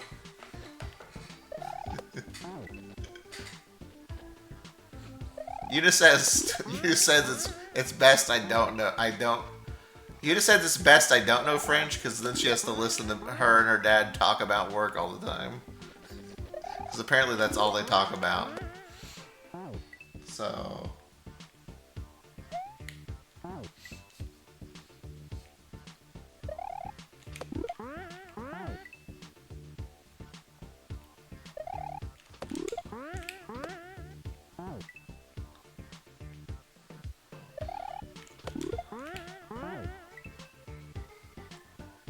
Honestly, when I worked at the casino, I kind of wanted to learn. Omelette du fromage. It's omelette au fromage. Thank you, Bob. You know this. Why are you saying this?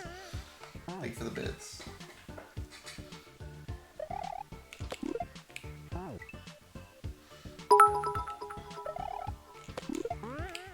Pain. Pain. That means bread.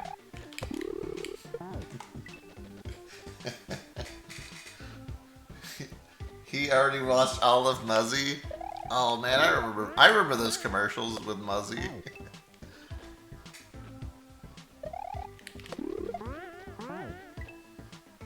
Oh wait! Oh, this is supposed to be like a shell jump. Oh my god.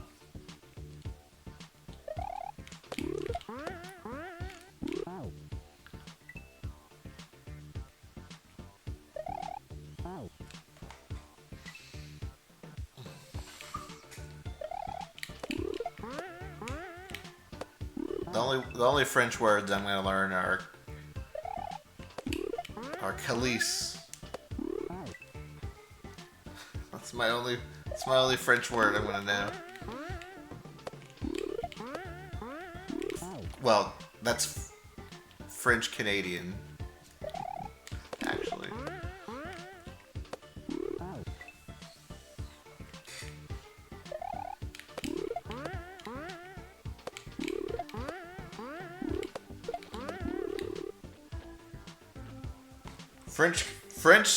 French Canadian cuss words are just holy items. Like, they're just holy items. You just say them.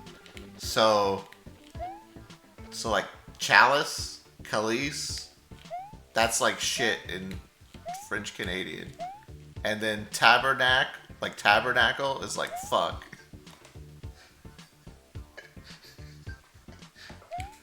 I think that's hilarious. You mean what? You mean WTT?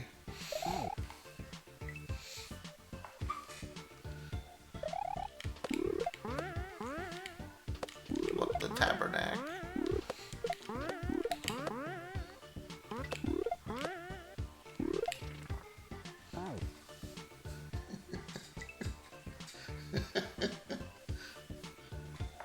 I'm dying. Stop.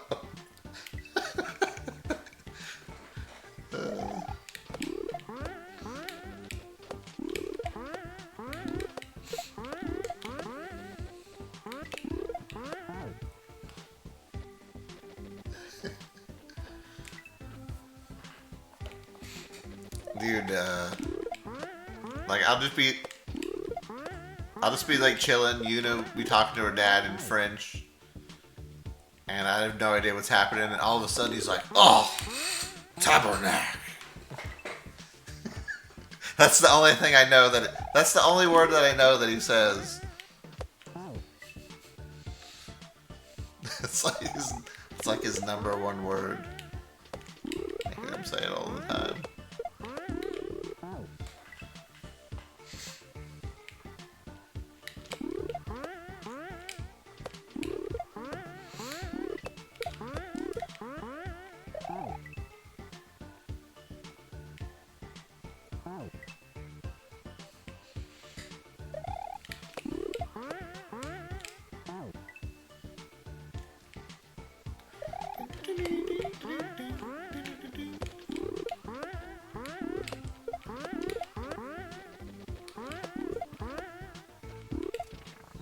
I gotta not grab that one first.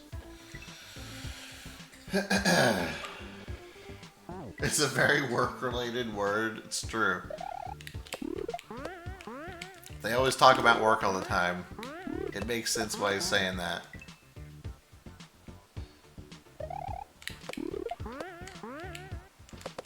I think it's specifically French Canadian. I don't think regular French they have their cuss words are like that, but maybe it is. I don't know.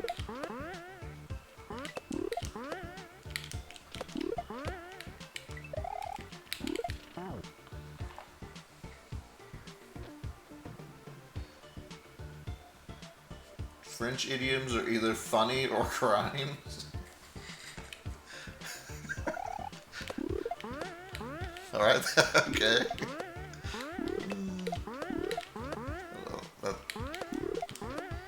I find that funny in itself.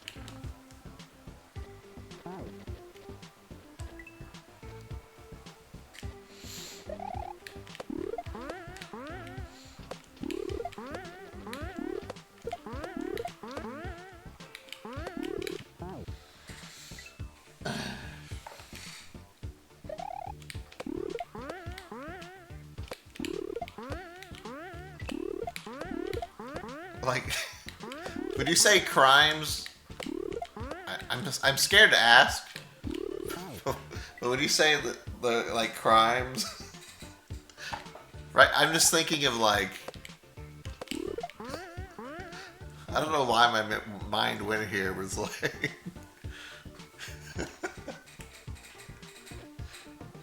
it's not even that funny.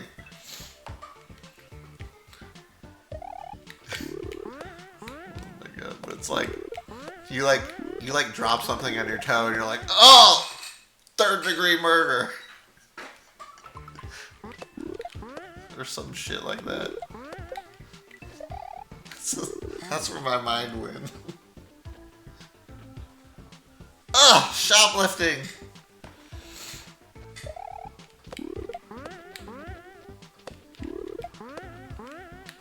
You shoplifting son of a bitch.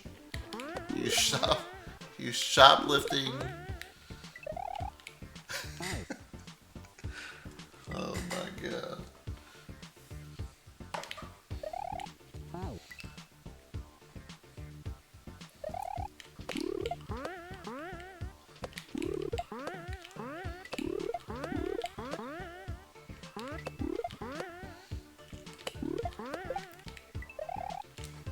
Oh, dude, how did I grab that? It makes sense as church words. It's true.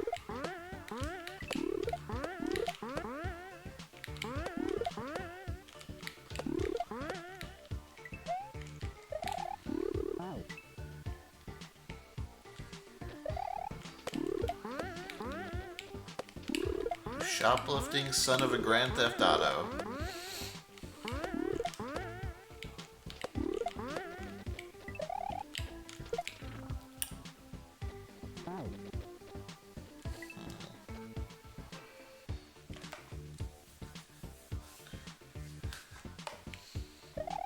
You say for the real church words?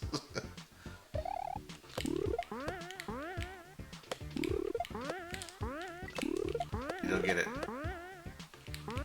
You don't get it. The pastor's just up there cussing the whole time.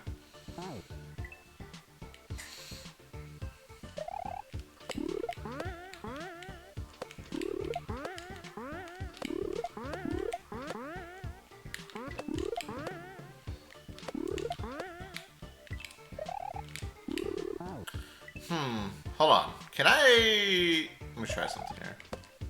Okay, so if I don't hold Y, I don't grab it. So I can just not hold Y through that part. It's like having trouble going around it. That makes sense.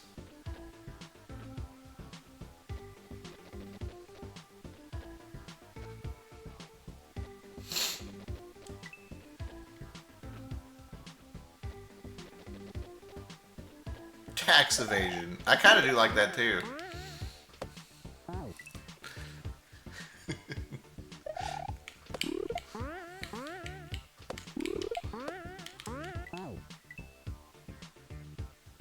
When I have a foot cam, I've had my feet on cam before, multiple times.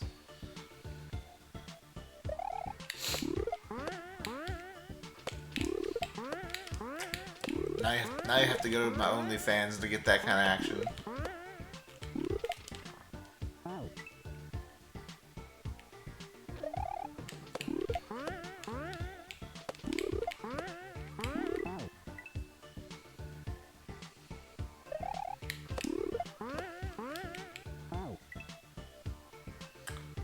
OnlyFans? Wow!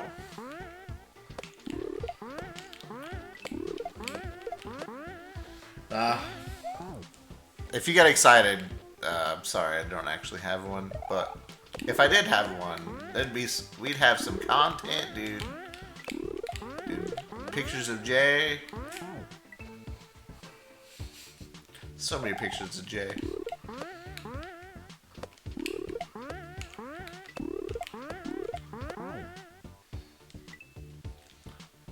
Eldad Fresh. That's right, I need to start up my TikTok too. Well, Should I start with TikTok or Insta? What do you guys think?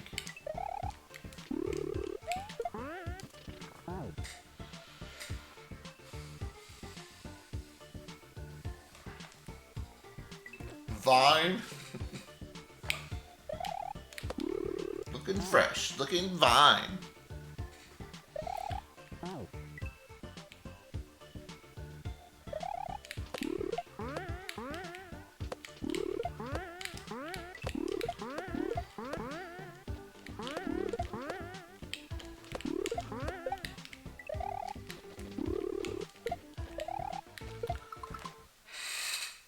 Oh, dude, this is an intermediate hack. Dude, I don't even know what the fuck I'm doing right now. Oh, do I grab it and throw it up immediately? And then land on the spiny.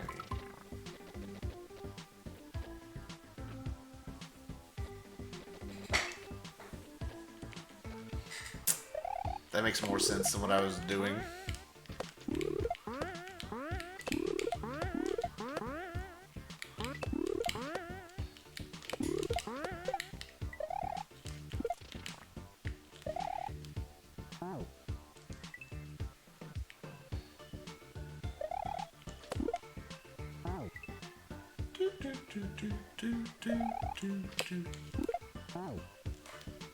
Have that washed. Yeah, so what? So yeah, I washed myself. Is there something wrong with that?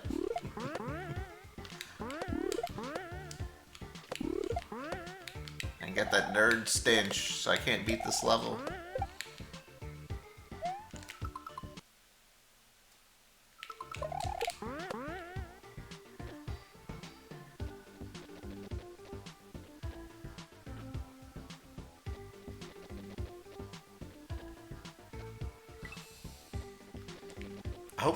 I hope those three are just there so I can just grab any of them. If not, I don't have to grab all of them.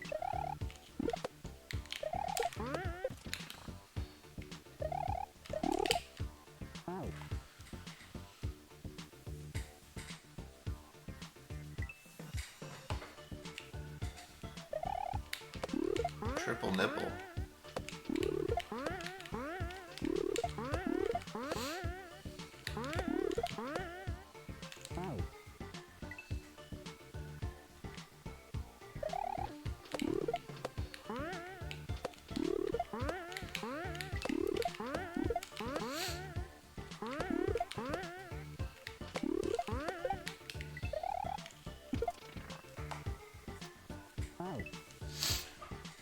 Bully Mario! What's up?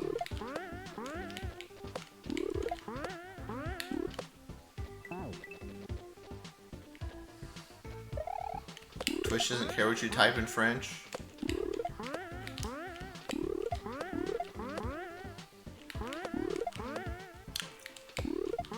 Please don't get my channel in trouble.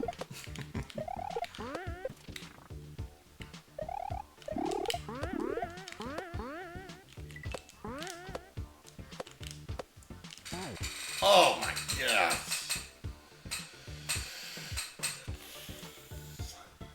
You got the Switch 2 yet? I sure do.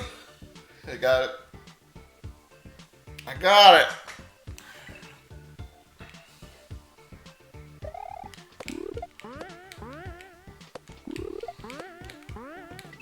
We'll play on it tomorrow. Probably Nintendo Switch Online. Or Nintendo Classics.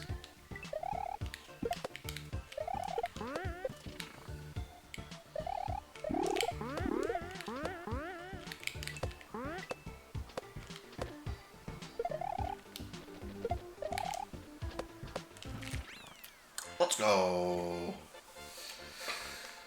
F-Zero GX, if we roll it.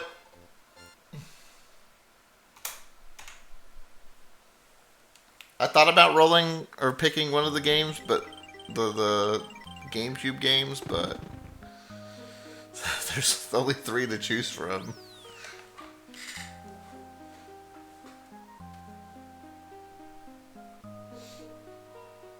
Ready wait until next year to get this Switch 2. Probably a good idea.